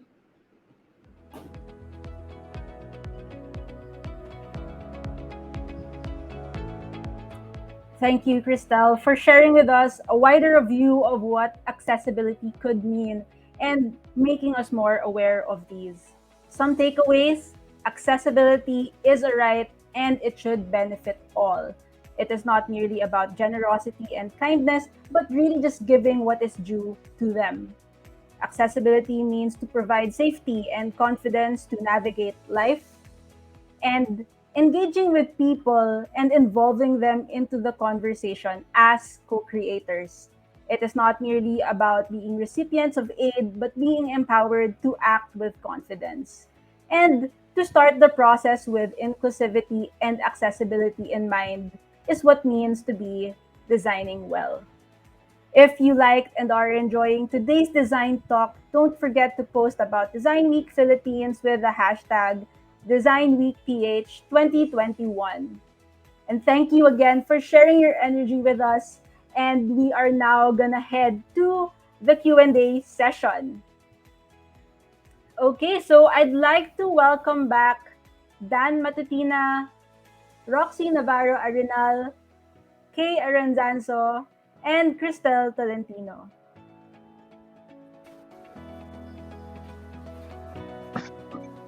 Hello everyone.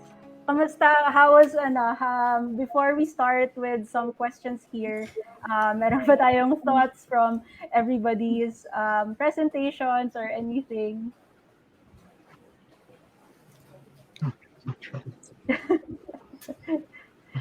I can start. Sige, go. It's truly inspiring. Parang, I mean, I've known Dan for quite some time now. And, yes, idol talaga.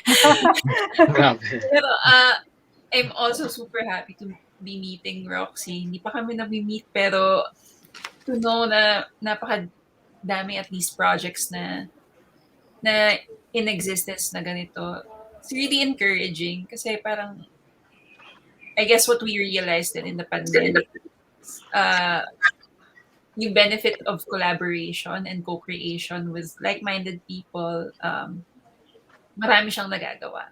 Mas holistic yung nabubuong mga solutions or design na nagagawa. And wala lang, it's truly inspiring. So thank you everyone for including me.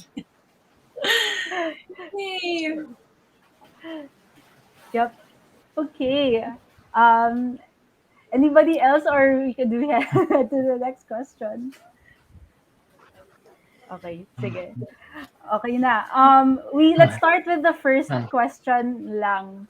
And we heard about accessibility today, and this seems like a very daunting thing to tackle. So designing for more also means that we need to make a more proactive effort to start with the intention of creating something as in inclusive, in parang being inclusive as the blueprint talaga of design.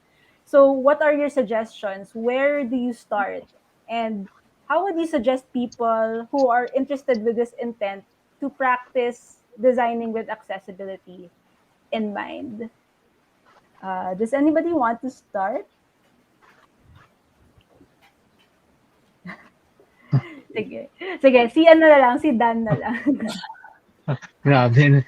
Ayaw ko na nga mag-ano yung eye contact.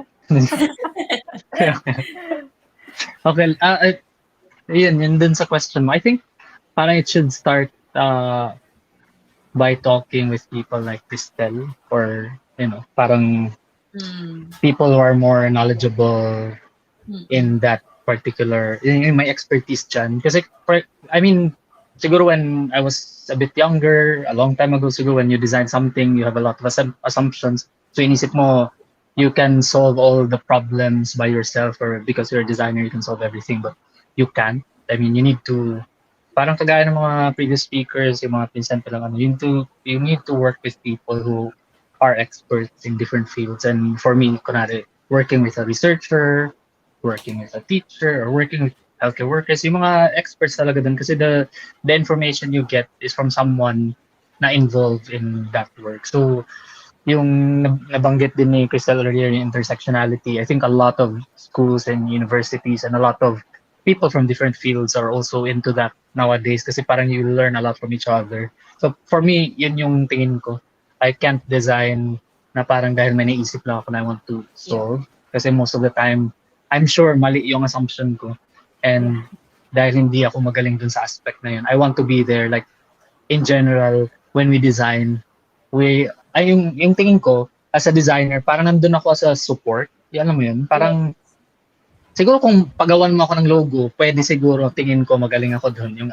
Mag-assume ako magaling ako doon. But for some other things like accessibility and things na that would help a lot of people, hindi yun yung expertise ko. And I want to be a supporter. And that's perfectly fine. I know a lot of people tingin sa supporter pa, hindi naman ano. But yun yung role natin as a designers. Yes. And meron lang may cross-industrial collaboration talagang nagaganap na we should acknowledge who the experts for these things are, and parang you learn from each other in that dialogue. So actually, Crystal, I'd like to hear your thoughts on that as well. Sure. I'd like to build on what Sir Dan mentioned about starting conversation with the experts. And really, for us, the individuals are the experts. We always consider people with disabilities as experts because they have navigated their lives, living with a disability, and they're very creative in adapting to their environment. So it's really starting the conversation on the ground. Yeah. And a lot of companies actually benefit from consulting with persons with disabilities, having consultation with those experts, and they're able to create services and designs that we actually use and benefits everyone. So Yes, the importance talaga of involvement of the people who will be using these designs in the end. Roxy, can I get your thoughts from you there? Yeah, I guess um, uh, can't emphasize more about reaching out to people, right? And as Dan said, parang as designers, we're the ones facilitating it. And I think if we want to start designing with accessibility in mind, as designers, we need to also learn as much as we can about the process. Parang we're there as support, as facilitators, but we should know how to facilitate it, right? The process in itself, there's so much happens, like there's so much testing, there's so much research, there's so much about the skill into learning how to do the actual design. When you design with a very clear goal in mind, with very clear users, are we ready to throw away designs that don't work? Are we ready to iterate? How much do we iterate? So learning about those processes, those frameworks as designers, I think it's a good place to start, so that when the opportunity comes and when you're ready to do the actual projects, you have so much, you can contribute a lot and can facilitate the whole thing. Yeah, parang it requires so much humility rin as a designer to accept na hindi laging tama yung first assumptions natin of things, and the first solutions that we come up with sometimes might not be the best answers, and trying to let go of that as well. And lastly, Kay, you have anything to add to that? I think I'll just echo what Roxy said about learning about the processes. Like, maraming frameworks na nag-exist. Merong IDEO giving us all the frameworks that they sharing knowledge with us. And I think ganun din naman kami nagsimula. As Dan mentioned, when you're young, parang yung assumption of design, syempre, it's very ideal, very naive din. So, I guess removing that specter din of cool ang design lagi. Yeah, it's cool, but it's also a lot of processes and a lot of iterations. And keeping in mind na you're not designing for yourself. You're designing for other people. Yun Yes. kailangan talagang dapat isa puso mo as a Yeah. designer. So, ayun. Yes, designing for others. Actually, we have some question pala here for Kay, asking if may nagawa or nakita na po ba kayo na project here in the Philippines that are accessible also for the disabled? And what do you think we can do as designers to make our works accessible for them? But I'll actually also open up the floor to the others after Kay's response. Oh, unfortunately, wala pa kami nagagawa na very specific to disabled people. And I think Christelle would know more about that. Yeah. Okay. All right, Crystal, can we hear from you? Oo nga, na parang what are the existing things that you see also that could be a good inspiration also for others to see? Alam mo, that's a good question. Kasi I'm pretty sure there are a lot out there, pero it's not as a lot as we wanted. You know what I mean? So there's really this need, to okay, here in the Philippines, I can't think of any, Yeah. basically.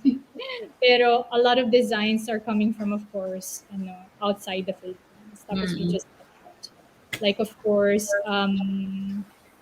marami talaga. And it's always in the sphere of technology. Pero Alright. so the answer is Yeah. not a lot. Yeah, there is still a lot It's to just explore. so I think this is a perfect opportunity. So Yes. I'm in the company of really, good Yeah. designers. It's time to Yeah. look at that arenas.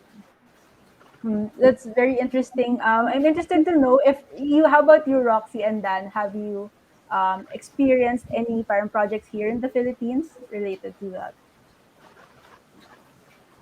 Meron ba? Mm. Ikaw ba, Roxy? May two ako naisip. I think one, very simple lang. I received a business card before where it had braille.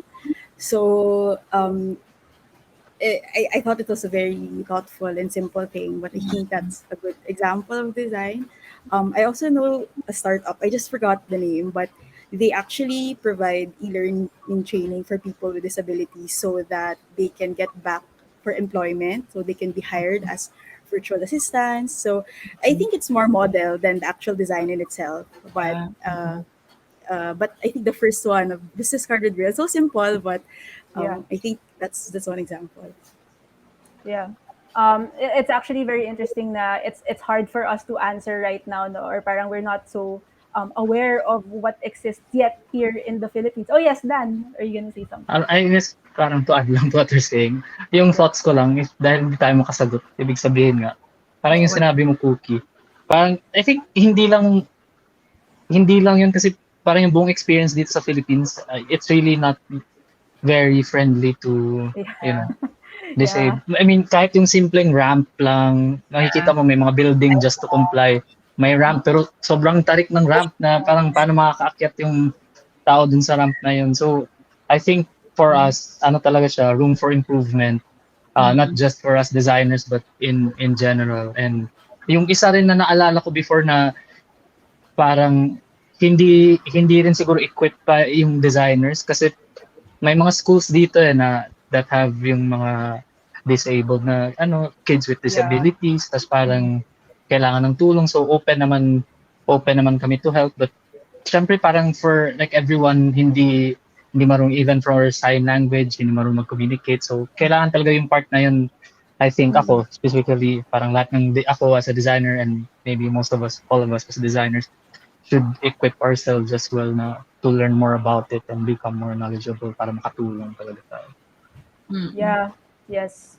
I super agree with that. And it's actually transitioning to another question related to education, not just design education, but also accessibility education. And right now, formal design education or accessibility education might not be very easy to access, and it could get very expensive too. So, what are your thoughts on this? And what do you think are ways we can work towards more accessible design education, whether it's through small circles or large institutions? And we can start with Kay for this one.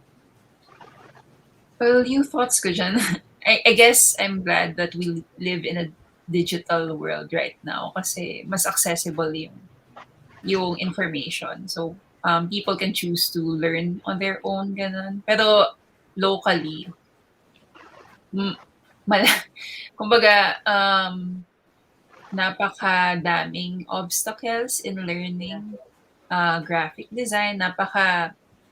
Inaccessible niya, napakadami mong kailangan eh. Kasi kailangan mo ng software, kailangan mo ng gear, kailangan mo ng, alam mo yon, ang dami mong kailangan na hindi mo makukuha ng basta-basta.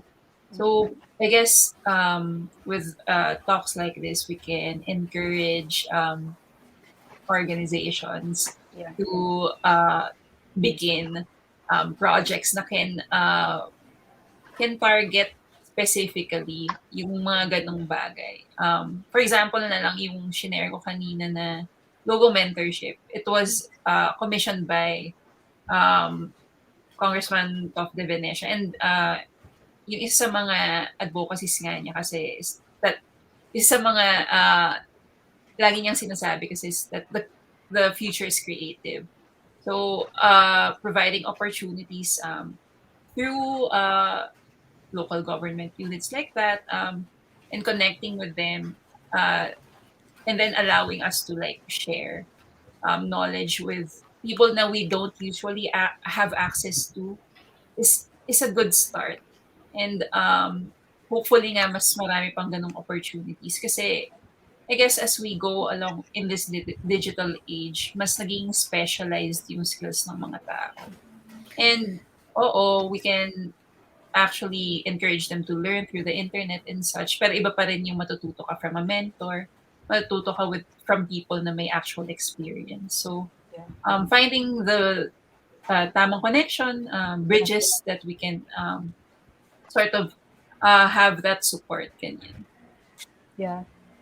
Laking bagay talaga ng government support, I think, for people to be empowered to actually work on these things as well. But also even the grassroots initiatives na kahit like even if it's a very small part, it does start the conversation.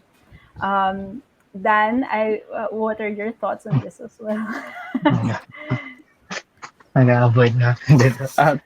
So yung question about education, yung accessibility, like for one, even yung basic education sa Pinas, it's really hard to, parang mahirap siya from primary, secondary, tertiary, even university. So parang marami talagang steps na pagdadaanan. And I think right now, in connection to what Case said earlier, parang dahil lahat available online, a lot of people can learn about skills. So skills, okay, madali, matututunan. Actually, marami mga kids ngayon na nasa-stress yung mga professor sa universities kasi magaling na mag-drawing yung kids kasi sa ano pa lang, kakapanood ng YouTube. So yung mga professor na mga kilala ko, nanonood din ng YouTube para, alam mo yan, gumaling pa sila lalo. But obviously, skills yun. And I think yung importante now, yung mahirap na access din, especially sa creative, I'm just talking about the creative industry na related sa design, is yung mentorship. The challenge, I guess, there is not all designers want to be mentors. Yes. Or can't mentor. Ako, hindi ko nakikita sarili ko na mentor eh. Nahirapan ako kasi ngayon nag-mentor ako ng mga high school kids. Hirap na hirap ako eh. Kasi parang magkaiba yung experience namin. Tapos, alam mo yun, tinatry ko matutunan kung ano yung anong stage, anong ginagawa niya. So, I think yun, yung from our side as designers, parang kailangan din talaga natin mag-work hard to learn how to mentor. I mean, hindi man mentor na life mentor, but help them become a help become a creative mentor to younger designers. And I think yun, one part yun. And of course, being accessible to these people as well. So we have to really have to give time para makatulong, I guess, in this Yeah. to be accessible to more people. Yes. Yes on mentorship. And kahit pa isa-isa lang siya, feeling ko, yan, kumakalat naman yan pa isa-isa kahit, medyo matagal yung process. Roxy? Mm, for me, I guess I was actually listening to the talk yesterday or the other day na Design for Education, and I was hearing how Raya, a progressive school, was teaching design thinking and systems mapping at an early stage, like grade 6, grade Oh. 7. I think if we have more schools like that that teach design thinking, systems mapping, teach people, kids, younger yung youth on how to solve problems and using that framework, or to rely on inquiry, or to be curious, maybe that's a step in the right direction. I think the other one is, as a teacher myself, I'm actually also part-time teaching in a university. So for teachers who teach subjects like maybe focus on a skill or an application, there are ways to talk about accessibility. So I teach web, and maybe I can talk about how web could be accessible, like um, using the right colors, using the different features about it. So maybe those are first steps, Yeah. and marami pa kailangang gawin, I know. Yes. But those are, I guess, baby steps you can take. Yeah. Ang interesting what you said with children starting the design thinking and systems mapping. Kasi, sorry, before I move on to that, nagulat lang din ako kasi Raya. parang design noon, parang ang tingin ko art class yun, di ba? Parang art yes. class lang siya, pero walang design Exactly. class talaga. So, parang ito, design thinking. So, ang galing. So, yeah, Dan, you were gonna say something. Hindi, yung related to what Roxy said, yung minamentor ko Roxy yun, taga-Raya. Na-stress nga ako na nag-email. So parang, ako, paano ko sasagutin to? Ay, Cookie, ni-message ko actually si Angelo kasi Canva yung ginagamit niya. So gusto ko yung taga-Canva mag-talk para naman ma-inspire siya kasi hindi ko alam kung na-inspire siya sa mga tinutulong. Na-inspire yun sa'yo. For sure, inspire sila. So, ayun, anyways, Canva ulit. Yun. May add pala ako. Dun sa shinare ni Roxy about Raya teaching design thinking framework. So, nung sa logo mentorship namin, syempre hindi namin pwede introduce yung design thinking, empathy, keme. Kasi parang maikli yung time namin, essentially. Parang we couldn't go deeper into it. So parang inisip namin, ano ba yung translation ng empathy? Kasi pati yun ng pagde-design, di ba? Parang, how do we translate that into Tagalog to make it more relatable to people na we teach, ganyan. So naisip namin, magandang word yung pakikipagkapwa. Kasi wala tayong direktang translation ng empathy. Meron na naisip. Parang Kasi Okay. wala na kaming maisip. Siguro, close to it would be pakikipagkapwa, yung putting yourself in other people's shoes. And I think magandang starting point din yun when talking about design, na parang, yun nga, going back to designing for other people, not only for yourself, designing for the needs and the problems that you see around you. It's a good starting point. Yes, super agree with that. And Christelle, if not design education, kahit accessibility education or education in general? Definitely, participation. Kasi, okay. When you think about accessibility, it's really participation of everyone, di ba? Kaso lang, hindi rin kasi, not a lot, I know a lot of youth with disabilities into graphic design, pero they, like what the panel mentioned, they need mentors so that they'd be able to design for accessibility and for themselves as well. So, kunwari, gaya ng sinabi nyo na in terms of teaching children at a young age na design thinking or systems thinking, it's also making uh, design education accessible to everyone so they can design for themselves and design for others. Yes. That's really, yes. Thank you so much for that. And it's really participation talaga. I think it's like a word that has really come up a lot in the conversation. Um, and I am seeing here in the chat that um, there is a case study here in the Philippines. It's called EARS, EARS. The Early Action Response System is a wearable device for the deaf that has a sensor and vibration system that can serve as a safety assistant for the deaf in public places. Oh, yes. I That's hope that awesome. answers your question, but Uh, it's nice na parang may efforts happening. It's from Innovable, I think. Yes. Sana And more of that. yeah, and then more of that talaga, I really hope. And in relation to education, Beatrice actually asked a question. Do you have tips on where I can volunteer or have an internship related to the business side of the creative industry? I hope to contribute in fostering the creative industry while still in school. Wow, thank you so much, Beatrice. Um, Kailangan natin yan. okay, sige. Who wants to start with this one? Maybe Roxy? Hmm. I think there th- there's a lot of opportunities. One, I mean, you can still intern to design studios. So I know Dan mentioned a while ago they also contribute to. They also take in interns, even though it's online. It's I guess it's just you just have to be transparent in what you want to learn, so that even if it's a design studio, you get the opportunity to probably I don't know meet with clients or things like that. You can also um, work on get opportunities from projects from the development sector, wherein there's a lot of social entrepreneurship projects that needs design and creativity, but still needs a sound business model. So there's a lot of development on that. That may be a good start, like looking into social enterprises and interning there. It's not really creative industry, I guess, but you can. They're starting to open up to being more um, in developing their creative or design sense as well. So yeah, just some I can think of. Yeah. How about the rest of the panel? May suggestions ba kayo on that question?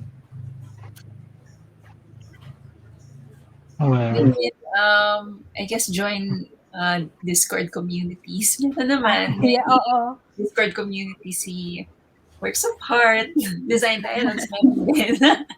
Linag. Pero yeah, I guess yun, finding online communities would be the best right now in terms of looking for opportunities like that.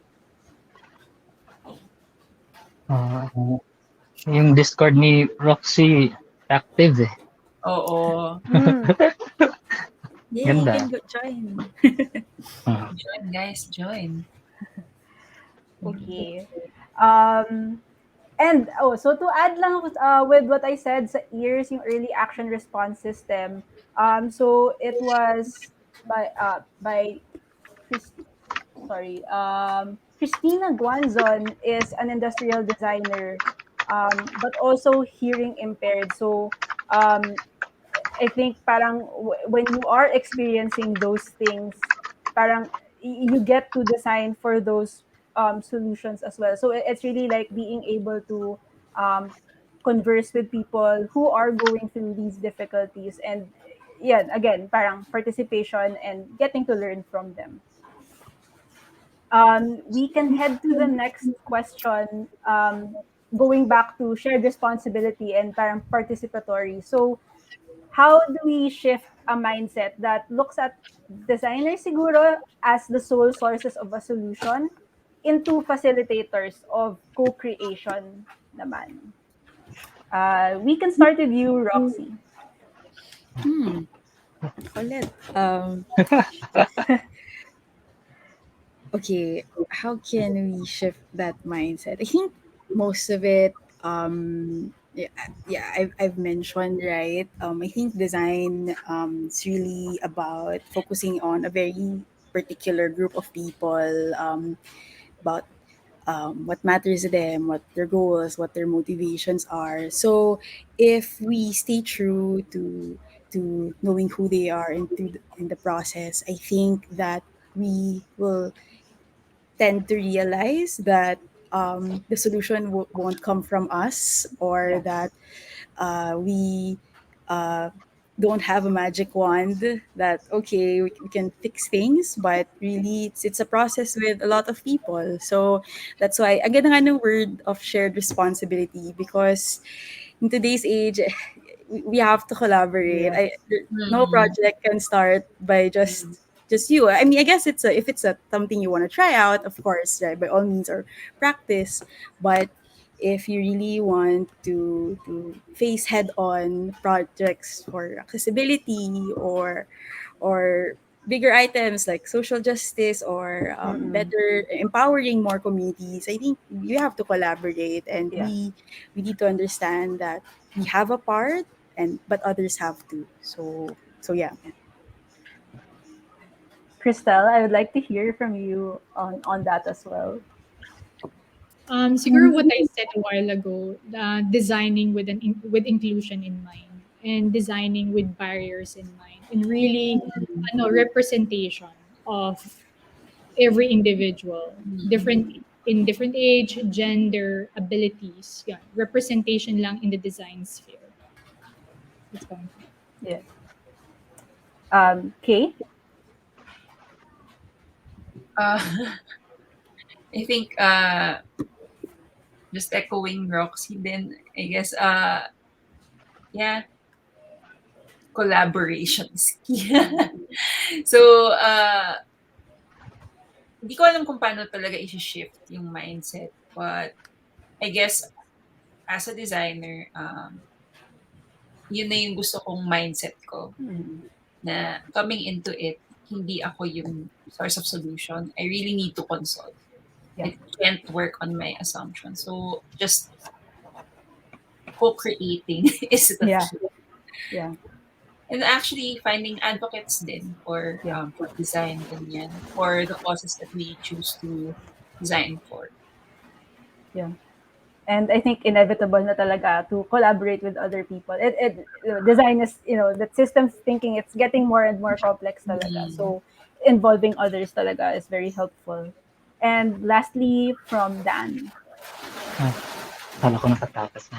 I think, yun yung, I guess yung dun sa collaboration, ako kasi when I work with other people, as in, pag collaboration talaga, malaki talagang space and leeway. I know a lot of the younger designers, parang when I was younger as well, parang sometimes it's hard to let go of things, na you want to take control of a lot of things, but eventually when you get older, parang you see talaga, you understand na parang collaboration, parang sinabi ni Kay na yung co-creation talaga is letting people do yung the things na magaling sila. And then yung side mo sa designer, ang tingin ko, what we can do is ask questions, like ask the right questions. Like if you let them do this and ask questions, be inquisitive na parang, okay, ba't ganyan, ba't ganito? And not just to other people, but also for the stuff that you're doing. And I think yun yung things na nakakapagod, I guess. And I think, Yeah. I'm sure yung mga ibang designers in the studio and people I've worked with, parang yun yung mga things na, yun, paulit-ulit nagtatanong ng mga things, ba't siya ganyan, ba't ganun. And yun, I think, hindi lang naman designers yung makakagawa nun eh. So I think, if you work with a lot of people, yung asking each other questions would really improve yung working condition, and maybe the solution that you'll all be able to co-create Yeah. would be the best solution to the problem. Yeah, napaka-important talaga ng curiosity when it comes to this, because again, the solution doesn't arrive there. It's really digging deep, and really understanding parang the complex layers of everything. And I think we can head to our last question. We heard a lot about co-creation and participation, and it seems like that is like a nice future for accessibility. But I would like to ask, what does the future of accessibility look like for you? What can we look forward to, or what would you like to see more? And this one we can start with Crystal. Okay. I want to build on what I answered kanina na representation no of everyone, every individual, every experiences, every lived experiences. And I also see the future of design accessibility where the collaborative spaces mismo are accessible, Mm. Mm, Mm. that people can be part of that yeah. space, not not scared kasi they feel intimidated because of the word design. Yeah. Yun. So it's really people coming together with a common goal of accessibility. Mm. Mm. Yeah. Yeah. It's ang interesting isipin na parang how can we make public parks pero online na parang people feel safe there, and parang be also engaged to learn and understand the process of design as well. Dan? Ay, okay. I think yung isa dito makakatulong si active kasi si Rhea sa chat eh. I think yung isa dito. Yung Oh, design center, although dati ko parang tsuba to na I think one of the things na um makakatulong talaga is decentralized. Masyadong Imperial Manila yung I mean yung creative center mm-mm. ganun. I mean marami namang iba. I mean apart from Cebu or maybe Davao like the bigger cities. Parang we need to connect more also and siguro yung na yan, yung sentiment na yan, nanggaling yan kasi taga Tacloban ako, di ba? So pag pupunta ako doon, pag nalaman ng mga ibang, even yung trade, DPI doon, alam nila na design ako. Parang gusto nila ako yung mag-design ng things. Pero hindi naman dapat kasi ganun. Parang, I think they should cultivate yung local designers. So ako open ako to work with yung local Yeah. designers and maybe, tumulong, mag-collaborate with them to produce those things. Kasi parang hindi sustainable yung always getting someone from the outside to work on those Yeah. projects. So we need to connect with everyone else. And obviously it's hard to do and but I think we should start somewhere. Mm. Mm. Yes. And would you like to add to that, Kay?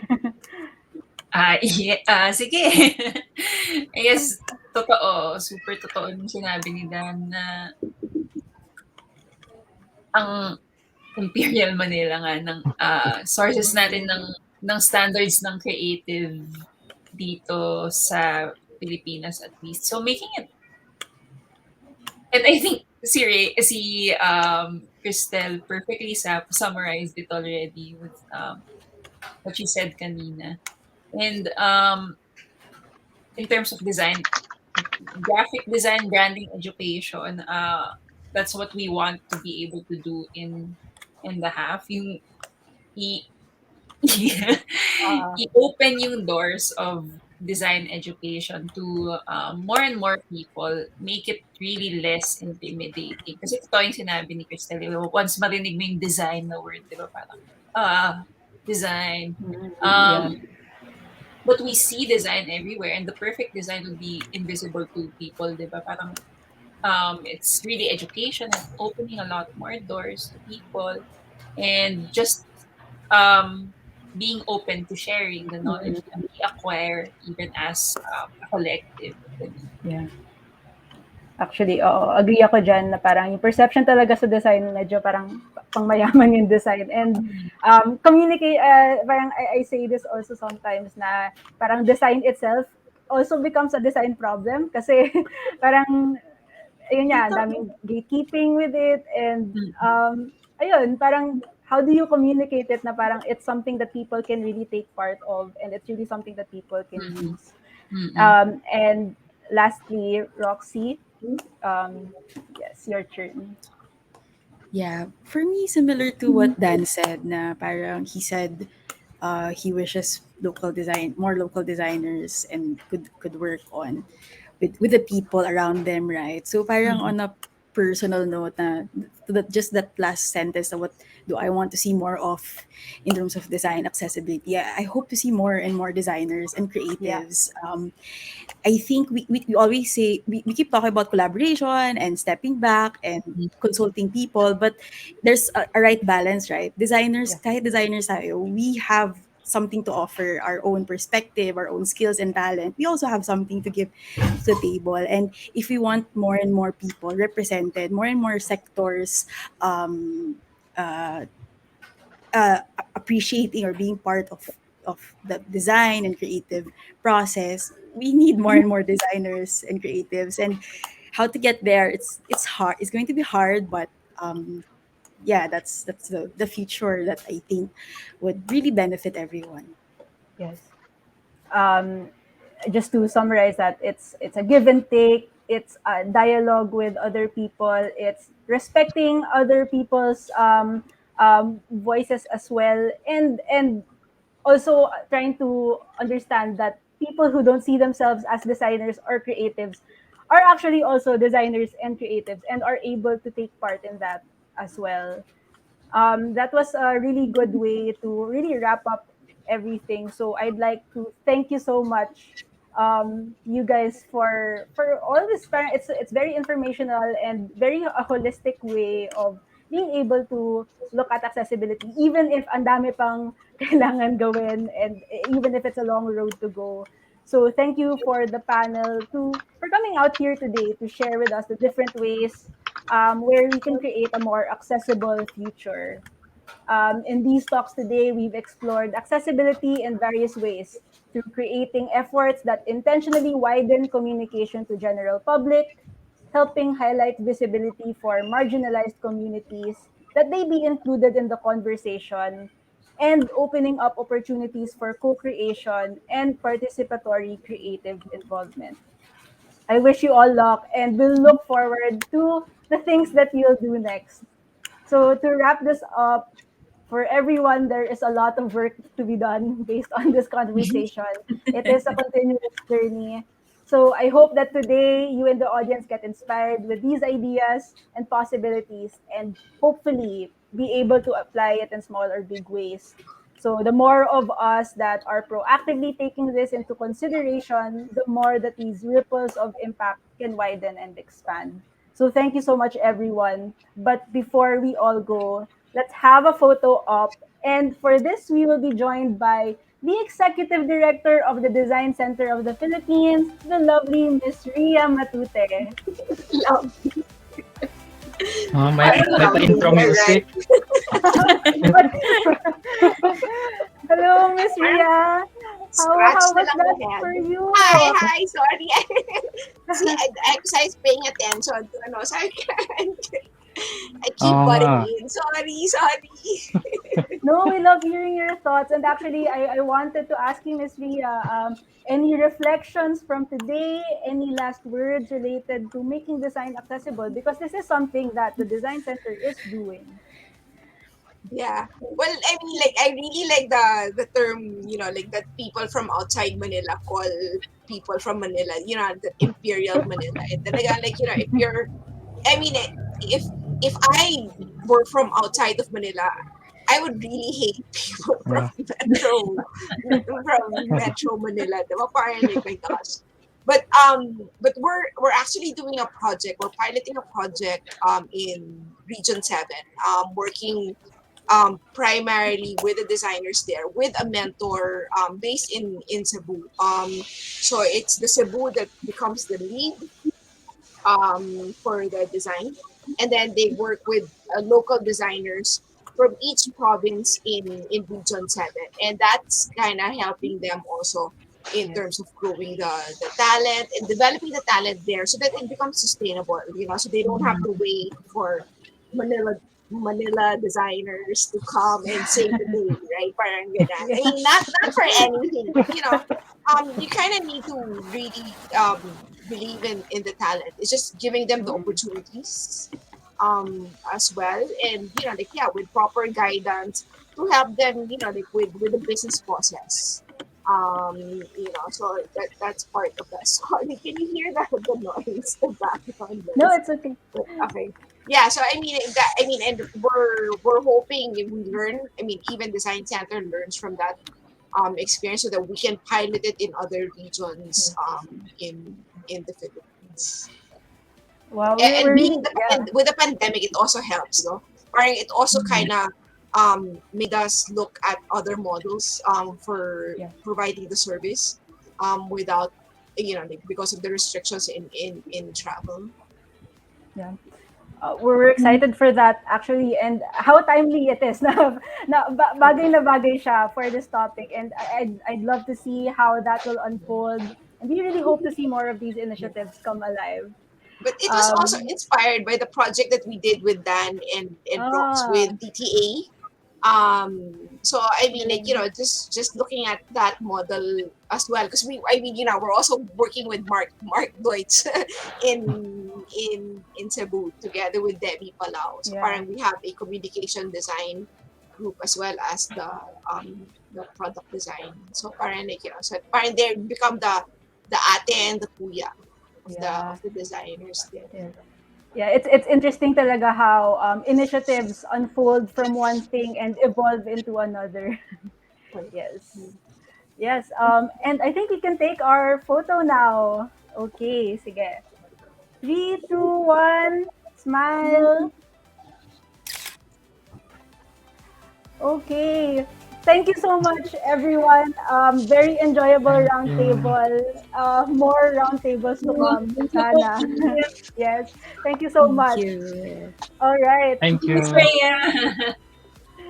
Yes. Thank So you. for everyone, I'd also like to remind our audience to answer our feedback form. To give us some feedback, simply scan the QR code appearing across the screen or in the chat.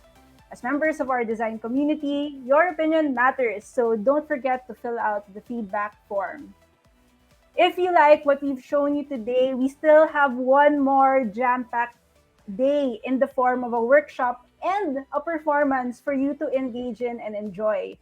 Dear Philippine Design, an ink mixing letter writing workshop and Drag by Design virtual drag show.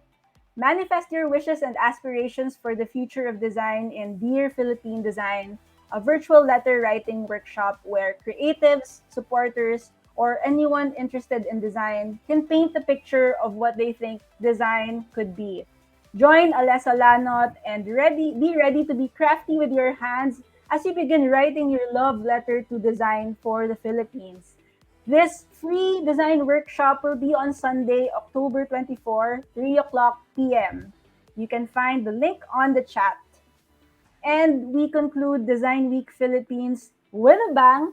Strut your stuff for design at our grand finale, Dragged by Design. We end our first 10 years with fierce, fabulous performances crafted and designed by Spaces MNL and featuring performances from Manila's finest drag artists.